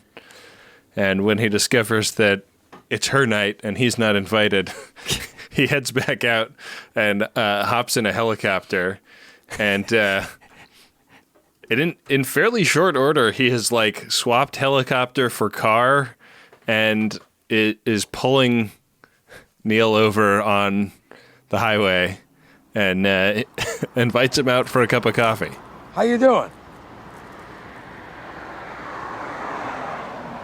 What do you say I buy you a cup of coffee? Yeah, sure, let's go. Follow me. It's a scene that had special intensity for me because of how much like traffic stops are in the news lately. Right. And like they both are strapped, like there are guns at play, and yet they are so chill when they talk to each other. You know, like I think Neil's like a little bit nervous. Vincent is like chewing gum. He's like, "Hey, you want to go get a cup of coffee?" Well, I think there's no greater privilege for a couple of white guys than pullover privilege, right? Yeah, exactly. And like, I think that scene plays differently now. You know? Yeah, I think that's true. They have this conversation, and it's pretty wide-ranging. Like, this scene has, like, a bunch of beats, and it's not necessarily, like, the obvious Pacino-De Niro scene. Especially because, like, the trailer for Heat made the film about this moment. Like, you're finally going to get Pacino and De Niro across a diner booth from each other. Like, this is the moment. And I'm so glad that they made it a little deeper than what you might think. The stuff from the trailer is in it, right? Like the idea that I'm a cop, I'm going to catch robbers, I'm a robber, I'm going to rob robberies. And like we're two guys that are committed to doing what we do is in there. Like, you know, like they both talk about like what their concept of like being normal or regular would be like. The fuck is that? Barbecues and ball games? And I was like, oh, cool. I like barbecues and ball games. I guess I'm a normal. But they have a conversation that I don't tend to have with even my closest friends, which is like, what would you like out of your life? They can really cut to the quick of it. And Pacino has a surprisingly high amount of insight about how miserable he's making the people around him in this scene. Like, he doesn't quite understand that he's also making his stepdaughter miserable. Right. But he understands that he's making his wife miserable and that it's his fault for the first time in the movie. And De Niro's kind of on the opposite side of that spectrum. And he talks about the idea of being willing to walk away from anything in his life in 30 seconds flat. And he's like really proud of that part of himself in a way that, like, I think in this moment he becomes a less likable character, and I think that's the right thing to happen here. Like, we've been kind of a little bit rooting for him and his gang up until this moment, and when he talks about the fact that he's in a relationship but that he would walk away from it immediately, it makes us not like him, and it sets up the question of, is that true? You know, like, does he say that to the cop or does he really believe it? Well, I think you're made to understand the degree to which that may be true later on through the choices he makes nearing the end. I mean, the scene did a lot for me in painting them as such similar figures because, like, I don't know who makes this case, but like what someone like Hannah has to sacrifice in his personal life in order to catch people like Macaulay feels a lot like how perfect someone like Macaulay needs to be in order to be a criminal and not get caught. Like, yeah, they both involve such great personal sacrifices in order to maintain the lifestyle that they're interested in living. A lifestyle that both of them come to appreciate in themselves and each other. Right. They even talk about the dreams that they have. It's a really wild scene. Yeah, I mean, Macaulay just won't shut up about this iridescent algae. He's telling everyone. Have you done any research on this movie? Like, I like both the scene where Neil explains, I'm from the Bay Area, and also this scene make me wonder, like, was it Pacino and De Niro when they were writing the script? Like, did they know who they were writing for? I can tell you that Pacino and De Niro were the first choices to play Hannah and Macaulay, but I don't know if those parts were written specifically for them. Do you think they flipped a coin to pick who would play which part?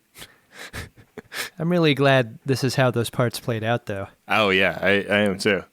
I just think you have him say, like, I grew up in Brooklyn in that scene, and so much more of it would make sense to me. Right. A great bit of business is happening concurrently to this, which is all of the bugs and surveillance is being thrown off from Macaulay's crew as they're having this diner interaction. Yeah. And, like, simultaneously, like, Pacino gets back to the precinct and they're like, hey, they dropped us, so we don't know where they are or what they're doing anymore. And he's like, unpack that for me. And, yeah, like, the tails got slipped, the bugs got, put on a bus to Santa Clarita. Yeah. And Neil switched cars right after they got their cup of coffee, so the bad guys are in the wind. One bad guy who hasn't chosen to go into the wind is Wayne Grove, who takes a meeting with Van Sant, which also serves to tell us how desperate Van Sant is to stay alive. Because aligning himself with Wayne Grove is basically the worst thing that anyone can do. Yeah, and Van Sant is also obviously super shook at this point. Like, we haven't seen him since the botched killing Neil attempt that he pulled. But he's like, he's got 3 days of stubble on his face. He's like in a dirty shirt. He's been sleeping at the office. He's fucking terrified. Yeah. And making irrational decisions as a result. So they have their breakfast meeting before their big heist, and they discover that Trejo has been compromised by the police. They picked up his tail again. So their driver is not in the picture for the job that they have, and the job has to happen on this day because they've already installed all the computer circuitry and stuff in the bank that will enable them to pull this heist without being caught on camera and without the bank calling the cops effectively. So they happen to be in the cafe that Dennis Haysbert's character is working in, and they sitting there, De Niro recognizes him from having done bids together in the past. So he walks into the kitchen. He's like, "Hey, you want to walk away from this and give it all up for a life of crime?" And he's like, "Yeah, I fucking hate my boss. Let's do it." I love how, Robert De Niro goes on and on about his 30 seconds flat philosophy to people. Yeah. He never, to our knowledge, tells Dennis Haysbert's character this, but he's living it. Haysbert's really ready to drop that shitty jab in 30 seconds. Are you in good hands? It's sad for this character, right?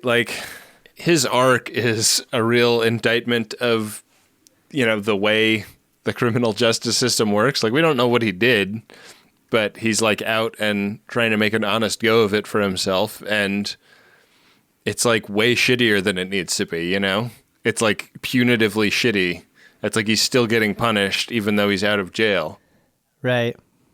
I think it's crucial that we don't know what Donald did to go to prison and be released. That makes us root for him the way we do. If he were a terrible person who was guilty of a terrible crime, we might feel differently. But he and his lady friend are very sympathetic characters. Where do you think you're going? Ben, I have a question for you, and that is the morning of a bank heist, which I think would qualify as some rigorous physical activity. What do you order at the diner? I don't think you get the full platter of biscuits and gravy, right? Probably want to go with something light, like some cantaloupe. You don't get the Sizemore Special? Yeah.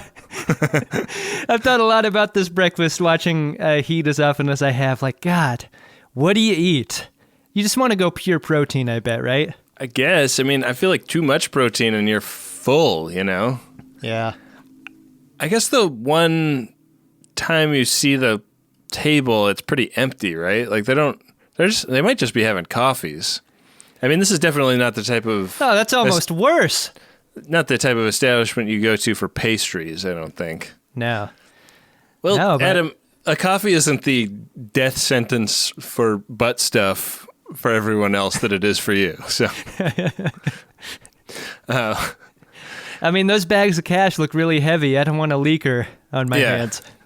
They recruit their dude. There are a couple of brief check-ins with other characters that we like Edie and Charlene, but it's pretty much off to the races. We are now in the heist for a long time. It is a big extendo sequence, and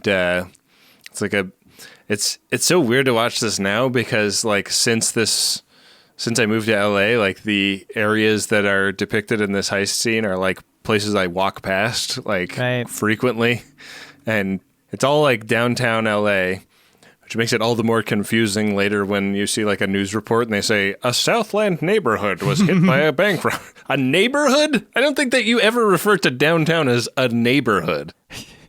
I love how clockwork the heist is.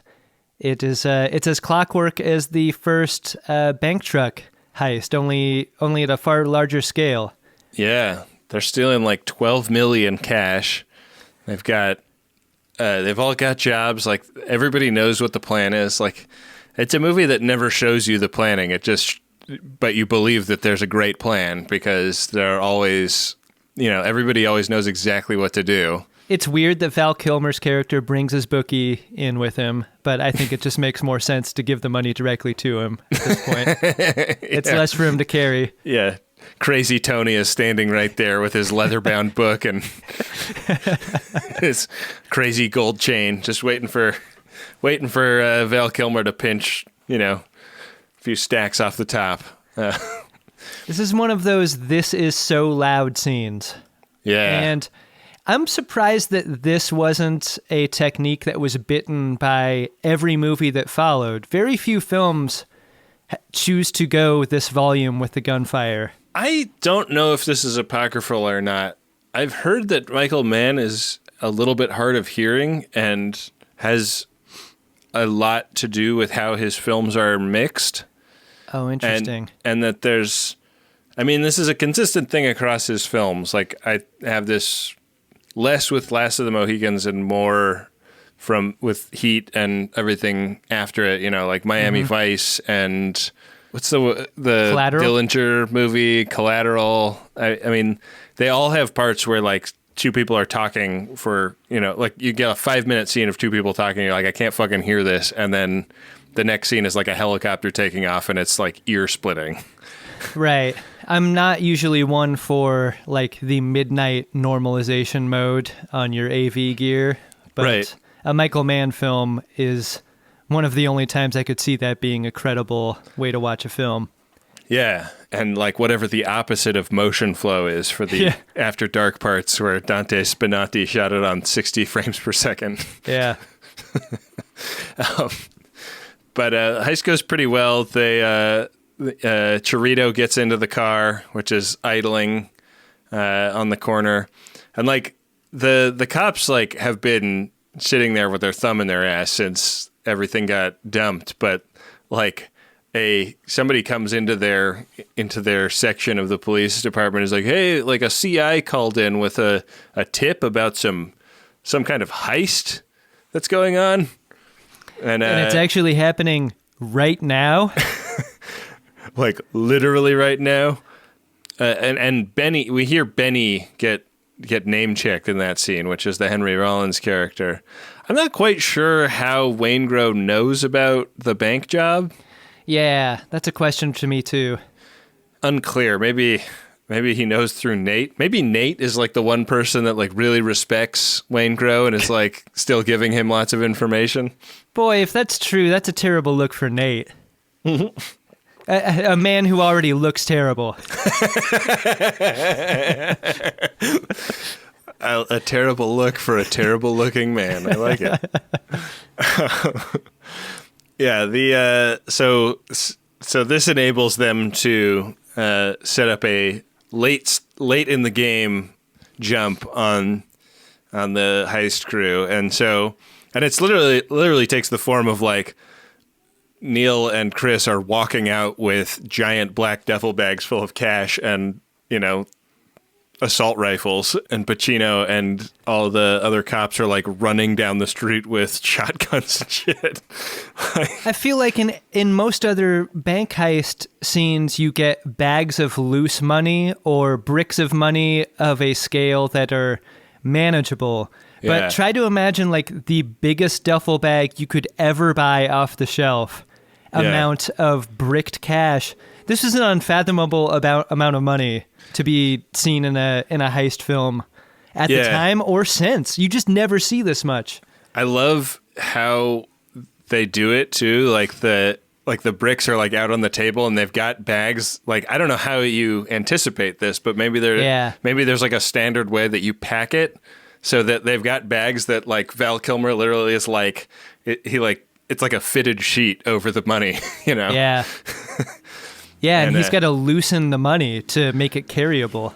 Right. Yeah, so he like cuts through the shrink wrap on the outside of it.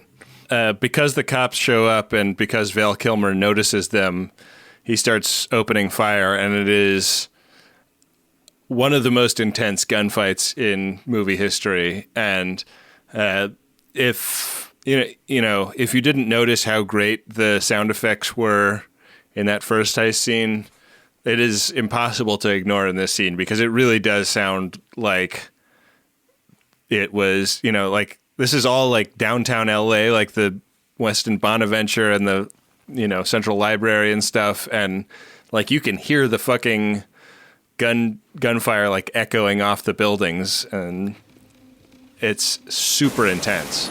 Yeah, there's something about that echo that makes the location of where the shots are coming from a mystery, and it's what makes the scene so scary to a bystander or a viewer. Yeah. Like all you're hearing is sonically the sound of the gunfire, but because you can't place it, it's all equally scary. Yeah. It's a really intense scene. It's a scene that I thought a lot about from like a liability standpoint, because there's, like the bad guys are shooting and the cops are shooting, and there are a lot of civilians just wandering around screaming and stuff.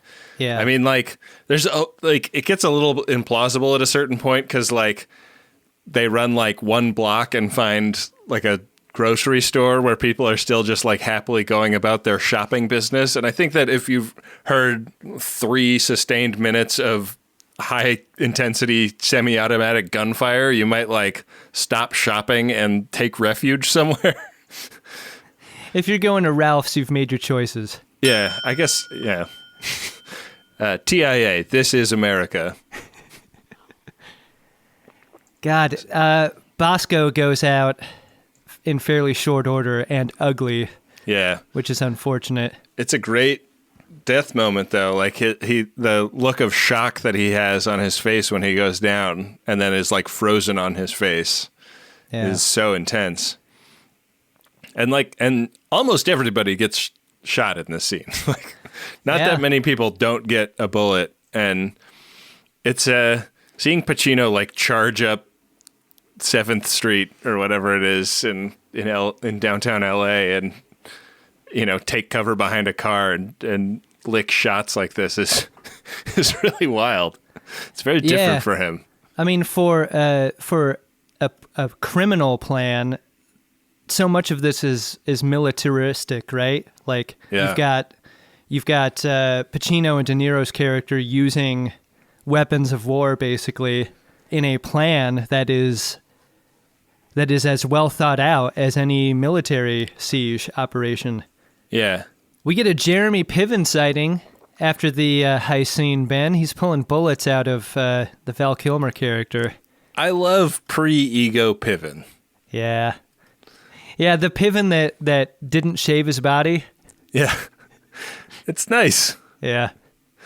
Yeah, that's a real guy doing that work. That guy doesn't look like he would claim to have gotten mercury poisoning from eating far too much sushi. And he's great. He's fucking great in this scene. Val Kilmer is bringing a tombstone amount of sickness to his performance from here on out. He is, I think, uniquely able to look and act like someone who has been shot and is in septic shock. Yeah. I think De Niro was looking at him and it was like, God, I got to try and do that one day, but like up the ante by also performing surgery on myself. That's where we got Ronin. Yeah. Ronin's a Christmas movie. Oh, is that next year? Is that what you're proposing? You read the terrain, you search for signs of passing, the scent of your prey, and then you hunt them down. That's the only thing you're committed to. I preserve it because I need it. It keeps me sharp, on the edge, where I gotta be. The only person that they can think of that would have given up their plan is Trejo, played by Danny Trejo, cleverly named character. Do you think that they had Danny Trejo in mind when they wrote the script?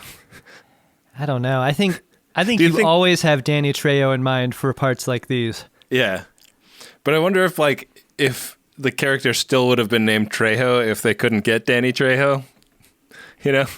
Like if Danny Trejo had been cast in something else, if he'd been cast as Batman and was just too busy, I think if you can't get Danny Trejo, you want to honor Danny Trejo with a character name at least. Yeah. Man, now I'm just obsessed with the idea of Danny Trejo playing Batman. Wouldn't that be fucking awesome?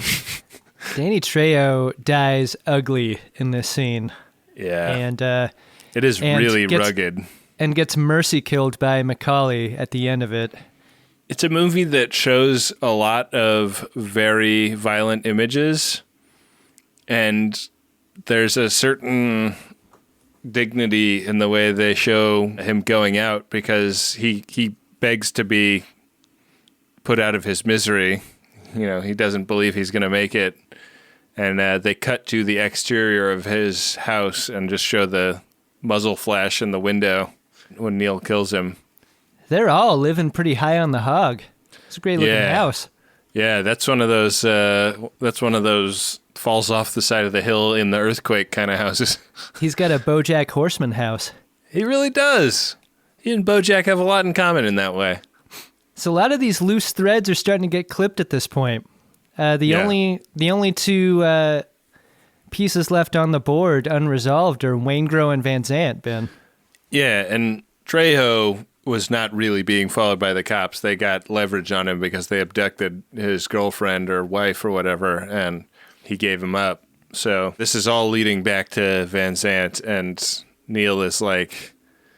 So do you think when Trejo called the morning of the heist, he was or wasn't being honest about his circumstance? Do you think at that point it was true that he was being tailed and then later he was flipped?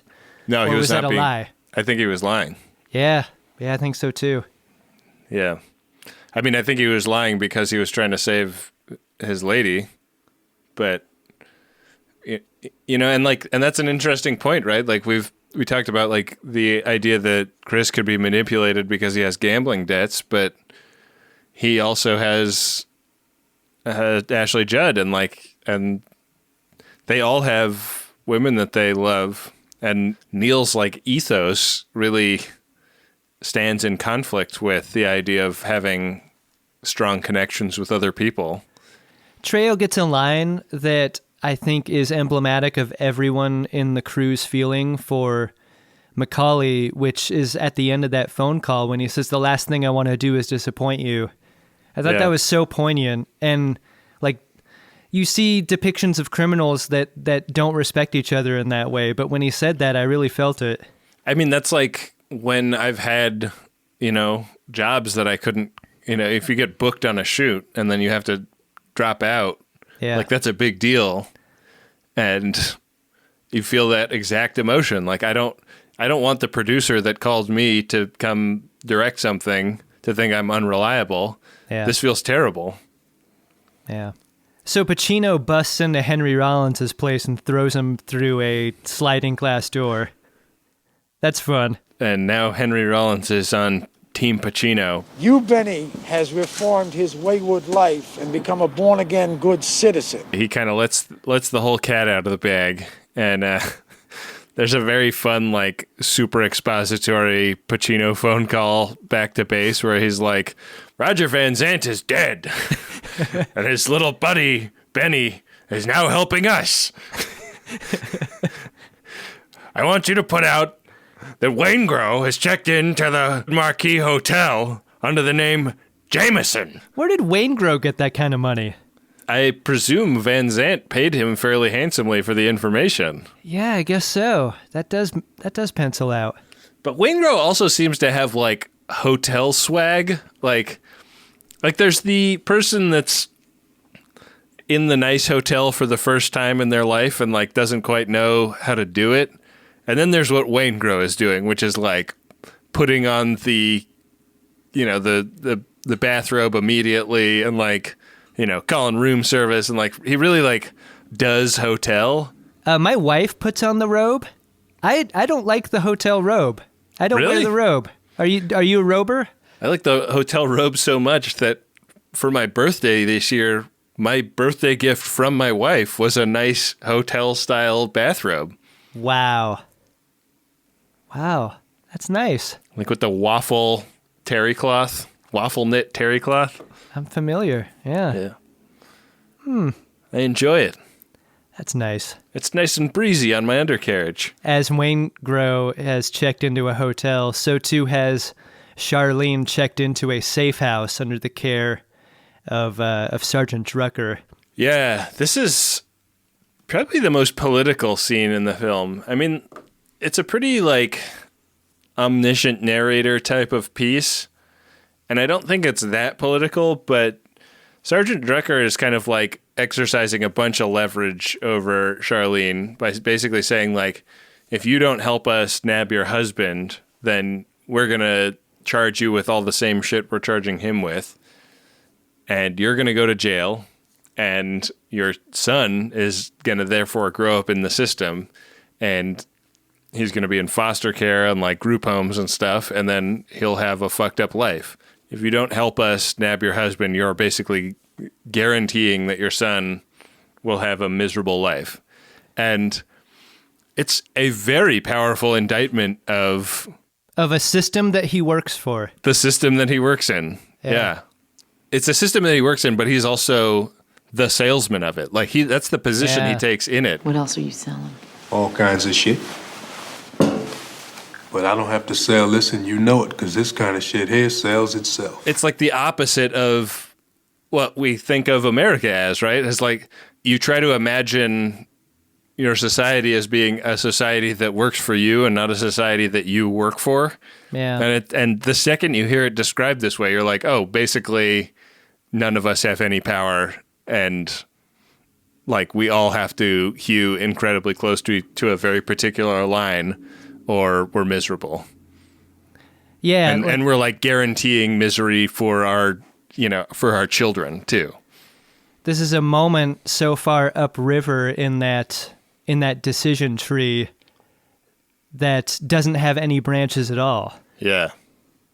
It's very intense. It's one of my favorite scenes in the movie, and it makes it seem I think what I love about it is that Drucker is that's a real type of guy who understands the realities of the system and is like super sanguine about them, and also continues to operate within it. And your takeaway is like, well, she's definitely going to betray Chris. Like, she has to. She has no choice but to betray Chris. It's Chris or her son. That's it. It's a binary choice. And Chris is a piece of shit.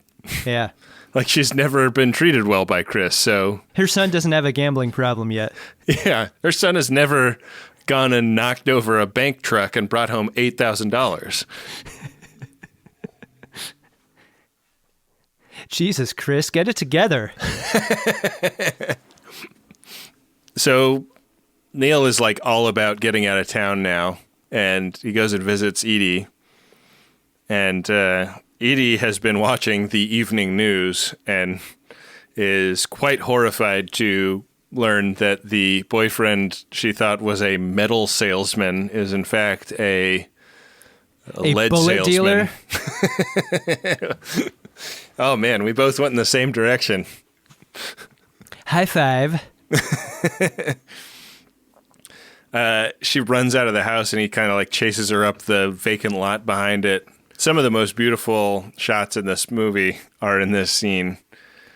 They staged the camera kind of like low down behind the foxtails growing on the side of the hill while he tries to salvage this relationship. And like, how do you make a vacant lot look good? This is how you do it. Like, the way this film is lit and this scene is lit makes it look so beautiful. Yeah, it almost distracts you from the idea that he's like semi-abducting his girlfriend. Right. She's like, because like in the next scene, she's almost catatonic. She's like she's miserable. She like is totally shut down emotionally. You know, he's like trying to like play with her hair, trying to kiss her, and she's like, "Get your fucking hands off me." She physically recoils from him. He puts it to her like, if you want out of the relationship, like, you can leave. I'm not going to chase you this time, but I want to take you to New Zealand and do this for real, and we will be safe there. The proximity of this scene to the scene that happens after, where Al Pacino meets Ralph, the guy that his wife has been fucking, is intentional. Yeah. Like we're seeing the personal relationships dissolve before our eyes, and they're happening simultaneously. Yeah. Poor Ralph. Yeah, Ralph just thought he was suddenly punching well above his fighting weight. Ralph got invited over for chicken. Yeah. He got there on time. Yeah, and the chicken was not overcooked. God, he plays this. The character who plays Ralph is great too. Like the way he plays this scene, like because he's closed in, like he's walled off from his escape by Pacino. He just has to sit there and eat it. Yeah, this is Xander Berkeley, great actor. I think he's in 24. In the first couple of seasons of 24. I love this guy. Yeah. I'm very angry, Ralph. You know, you can ball my wife if she wants you to. You can lounge around here on her sofa in her ex-husband's dead tech, postmodernistic bullshit house if you want to. But you do not get to watch my fucking television set. Nate has orchestrated the new escape plan because the thing about how the heist went down is that they had an idea of how they were going to escape, but because the heist was already blown, because of Trejo being caught, he needs another way out. And so Nate is able to supply him with that out. It's a private plane at LAX. Yeah, which gives you a sense of how much credit De Niro has developed with this guy over the years. Getting a authentic passport and a PJ out of town. Yeah. It's gotta come at a pretty penny. He tells Macaulay that Chris knew and knows of this plan, but turned it down. He's sticking around for Charlene. Yep. And he does a drive-by of the Venice safe house where they're keeping her, and the cops are all like hunkered down behind the window. They say like, go show yourself in the window. And she kind of makes a subtle hand gesture to him that it is not safe to come up. And he disappears into the wind. And back at the precinct, they're like sitting around in the office, and Pacino declares this is over. Like we missed our opportunity. We had 24 hours to nab these guys, and there's no fucking way we're doing it now. So I'm going to go check into the separated from his wife guy hotel room I'm staying in. I presume it's the Spring Hill Inn and Suites, because I ran into Ralph getting his continental breakfast there. We're buds now. Yeah. We lamented that TV I kicked out of my car. It's so fucking mean the way Justine says, I've got to demean myself with Ralph, and Ralph was in the room. Yeah. That is so cold. That is icy.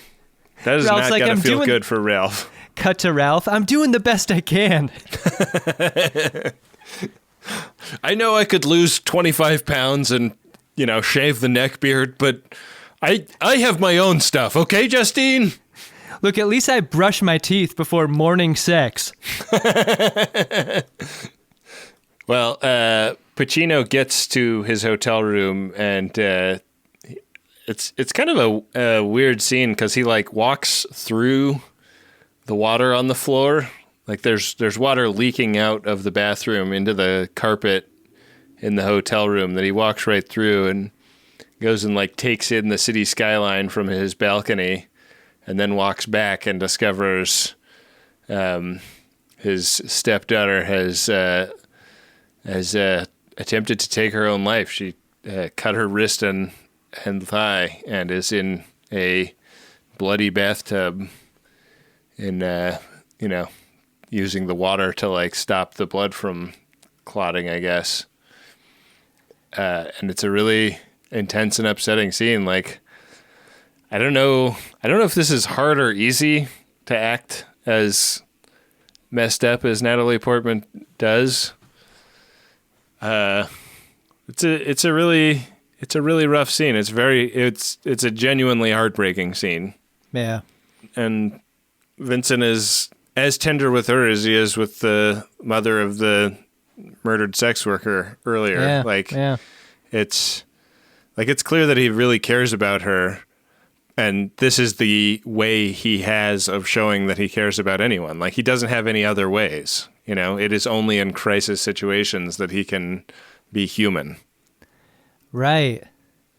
Boy, that is a great way to describe it. Like, how many people are like that who only rise up to the level of humanity when they're pressed into service? Like, that their resting state isn't that way. It's only post bad thing. Yeah. It's tough, and it's he's the right person to be there for it, because he like immediately has got tourniquets on the limbs that have slashes in them. Yeah, he's like telling the trauma surgeons like exactly what to do and what her condition is when he brings her to the hospital. Yeah, he has like way better, like he's like never going to wait for an ambulance. He drives her himself because he's got the rollers on the car. Like he can police car through traffic, and he also gives like as good of vital sign information to the doctors as anybody could. I know what the response time is to an ambulance this time of night. So I'm sorry if I sped through the traffic light. That is my terrible Pacino. Thank you. You should just re-record that as you. That's equally bad as mine, Adam. But she makes it.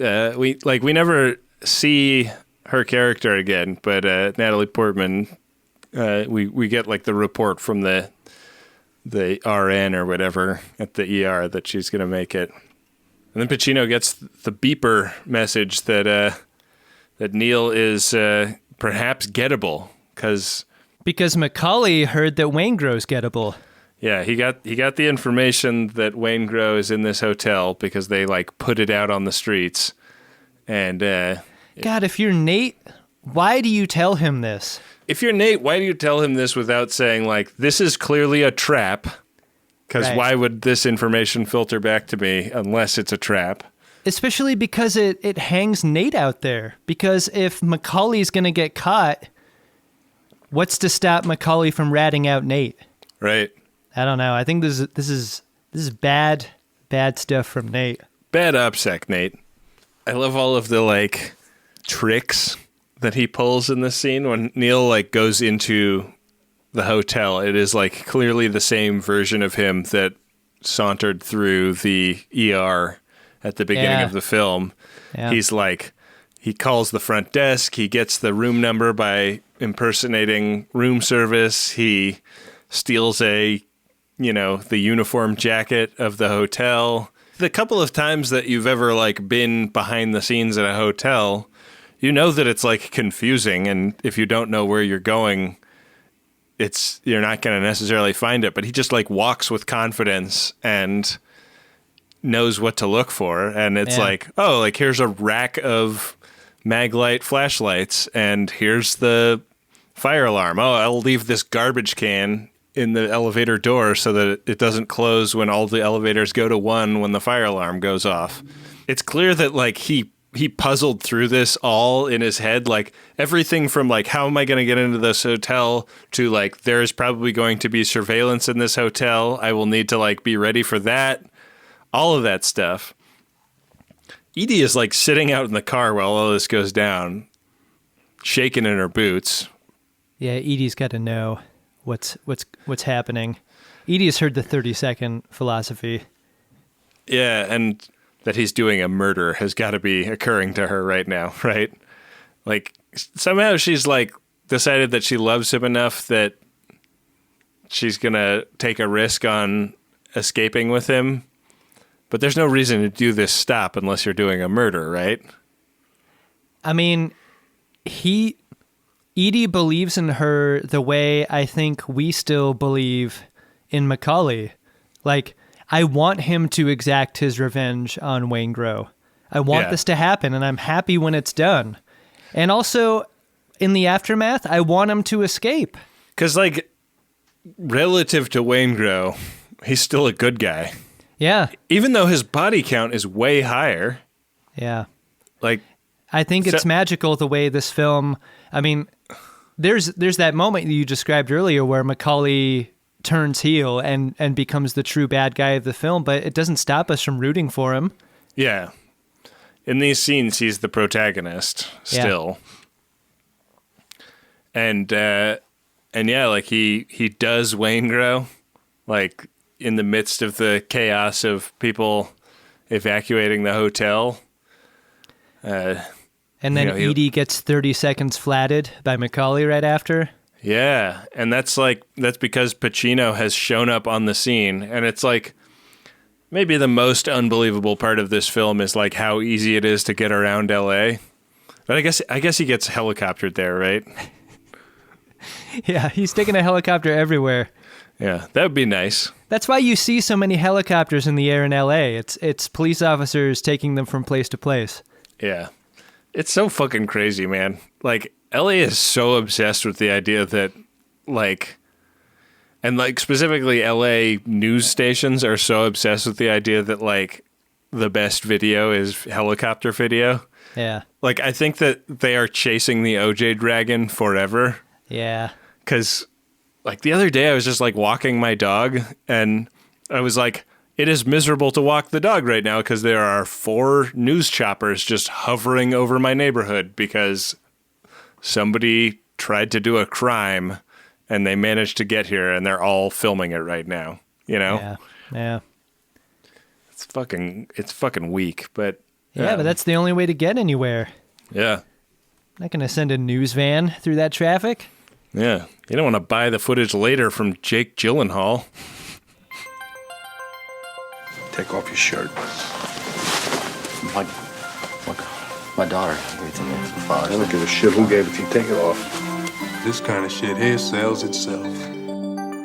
So Macaulay, upon leaving the hotel, walks onto the tarmac at LAX. Like, his out plan isn't blown. No, he could still make it. Yeah. It's a pretty intense chase scene. Like, these two characters have not been in the same place at the same time that much in this film. And even in this chase scene, like, we almost never see them both in the same shot, you know? Like, they're pretty far from each other. You know, you never get the shot where, like, one of them's in the foreground and one's in the background chasing because, you know, Pacino's got a shotgun. Like, if they were that close, like, De Niro would just be dead. This film really considers its light and its sound specifically, and this is one of those scenes that that's notable for it. Like the sound of an airport and its landing aircraft and the lights associated with taxiways. Yeah. And landing lights. Like, it's so bright, it is so loud, and yet it is also so quiet and so dark in the very same scene. Right. Yeah, because like we've actually, you and I sat at the In-N-Out Burger next to LAX and just watched jets come in for a while. Yeah, it's one of my favorite things. And you know, there's like an interval to it, and there's this stretch of lights that go on to show them, you know, where the runway starts. Mm-hmm. And Pacino spots the shadow that De Niro casts in the lights there, and takes him out. And like, this is like some of the best cinematography in the film. It's so amazing to look at because it goes from super dark to super bright, but it's still clearly nighttime, and like everything about it is perfect. It really shows you what you can do with masterful composition and lighting. Like, this location is a fucking dump. Yeah. As airport aprons often are. Like, there is nothing here but beacons and tall grass. Yeah, and just like unchecked weeds. And the way they're able to compose this final shot as the music swells, I think, is one of the things that makes this film great. That moment where like two lonely guys give each other the respect of of a competition well concluded. Yeah. You know? The respect between criminal and officer as they hold hands is great. And you know, like even saying those words makes it sound cheesy, but it's not. Everything about it should be cheesy, and somehow it isn't. And I think it's like the charisma of these two actors and like the amount of truth that they've brought to their roles and how beautiful the shots are. Yeah. And Moby at the height of his powers. Yeah. Pretty great. Well, as a couple of lonely guys who have just reviewed this film, Adam, do you want to talk about whether or not you liked it? Yeah, I would love to. Of course I liked it. I mean, this is a foundational film for people. Like, you don't have to be a film nerd to love Heat, even though the things that I love about it are film nerd things. Yeah. And like, I think when I think of my favorite parts of it, the real subtle parts are the things I love the most. Like, I love the streamer at the car dealership that falls, like how they hang on that shot after all of the windows blow out. Like, I love that shot. I love the reverse shot of the night vision sequence when Macaulay gets made, when they're breaking into that metals depository. I love Macaulay and Edie driving through the tunnel and the shot gets blown out. Yeah. Like, the way that this film does light and dark is one of my favorite parts about it. There's so much confidence in those moves. Yeah. Yeah. Yeah, and it's the confidence between a director and a DP to go like, you know what this is going to look like, right? And then the other guy goes, yeah. And then they go and shoot it. It's like, I think with a lesser filmmaker or a lesser partnership, that isn't a thing that happens. One of them talks the other one out of it. Yeah, and Spinotti and Mann like work together all the time. Like they're buddies. So it's very easy to see how much trust has built up between the two of them. Yeah. In this film. Yeah, I mean, I love it. For a film that, again, like for most people is about Pacino and De Niro, I love the ensemble as much as I love them. Seriously, there are so many great characters in this film. Like nobody is not at their highest level in this film. It's a lot like No Country for Old Men in that way, in a weird way. Like everything is so thoughtful. Every scene is so thoughtful. Every minor character so intentional. Really love it. I do too, man. It's real hard-boiled, but it just warms my heart with that holiday cheer every time. Yeah. Well, with that being said, Ben, did you find yourself a drunk Shimoda? Incredible. Drunk Shimoda! I did, Adam. This feels like an easy one to me, and I feel like I should have picked something more obscure, but I can't not give it to the cop who bumps the wall in the cube truck when they're trying to get the drop on them at the metal repository or whatever. Like, the guy is such a bozo. Like, he wears it all over his face. Like, he is like the spiritual opposite of Waingro, who's like, he screwed up and he knows it, and nobody can be that mad at him because it's like such an easy mistake to make, but he is also clearly that guy all the time. And like, I think that this is, I don't know what the actor's name is that plays that part. Like, it's a very small part, and the guy isn't, like a super famous actor or anything, but he fucking destroyifies that role because the emotions on his face are so true in that scene.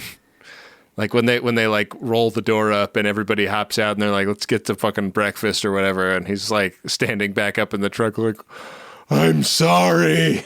I'm so sorry. There's this thing in sports right now where like if you take a great player at a position and replaced him with what is known as like a replacement level player, which is like the average of all players. Yeah. How many more losses would your team have? And that's a concept that makes me think about this actor. Like, it's one thing for the context of the scene to tell us as the viewer how guilty or bad he feels about a very simple mistake. Yeah. But this actor is so good at, totally irrespective of the context of his mistake, making the face of someone who is a professional and good at his job, who also fucked up, but also made a fuck up that anyone would have. Yeah. Like, there are 200 facets to the look on his face there.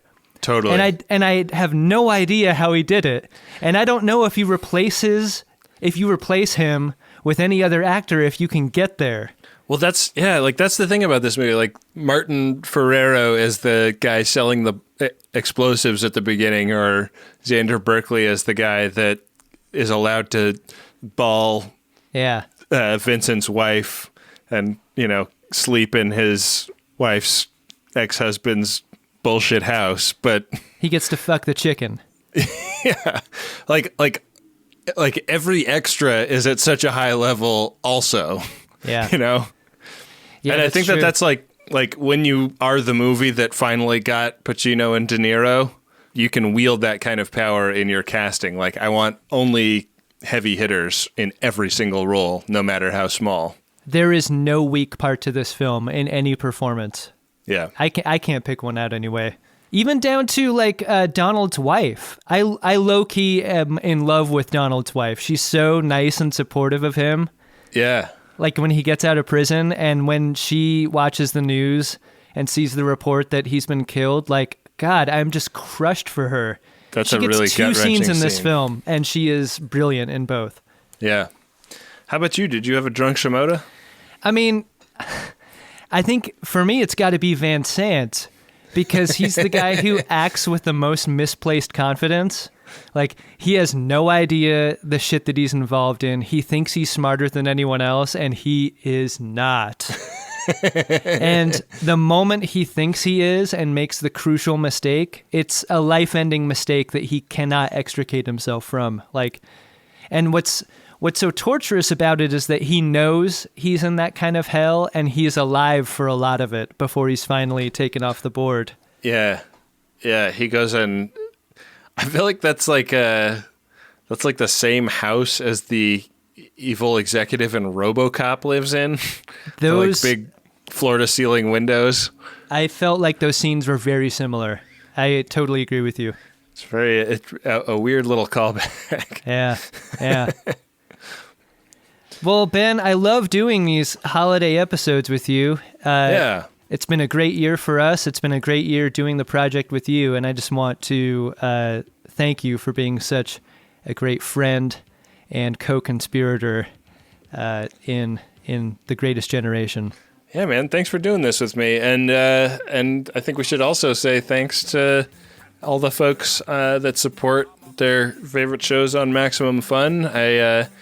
I know that this goes out to everybody, so if you're listening and you're not a Greatest Gen listener and you're listening this far into this very long episode, thank you for listening. Give Greatest Gen a try, and if you are a Greatest Gen listener and a Greatest Gen supporter, we just want to say, happy holidays, and thank you so much for supporting the work that we do, because it has really made a big positive difference in both of our lives to be able to do this on a professional level. And thank you very much. And I hope your holiday, whichever holiday you celebrate, is great. Indeed. And with that, we'll be back at you next year with another inexplicable holiday film, and Ben and I there to discuss it in some sort of holiday adjacent context.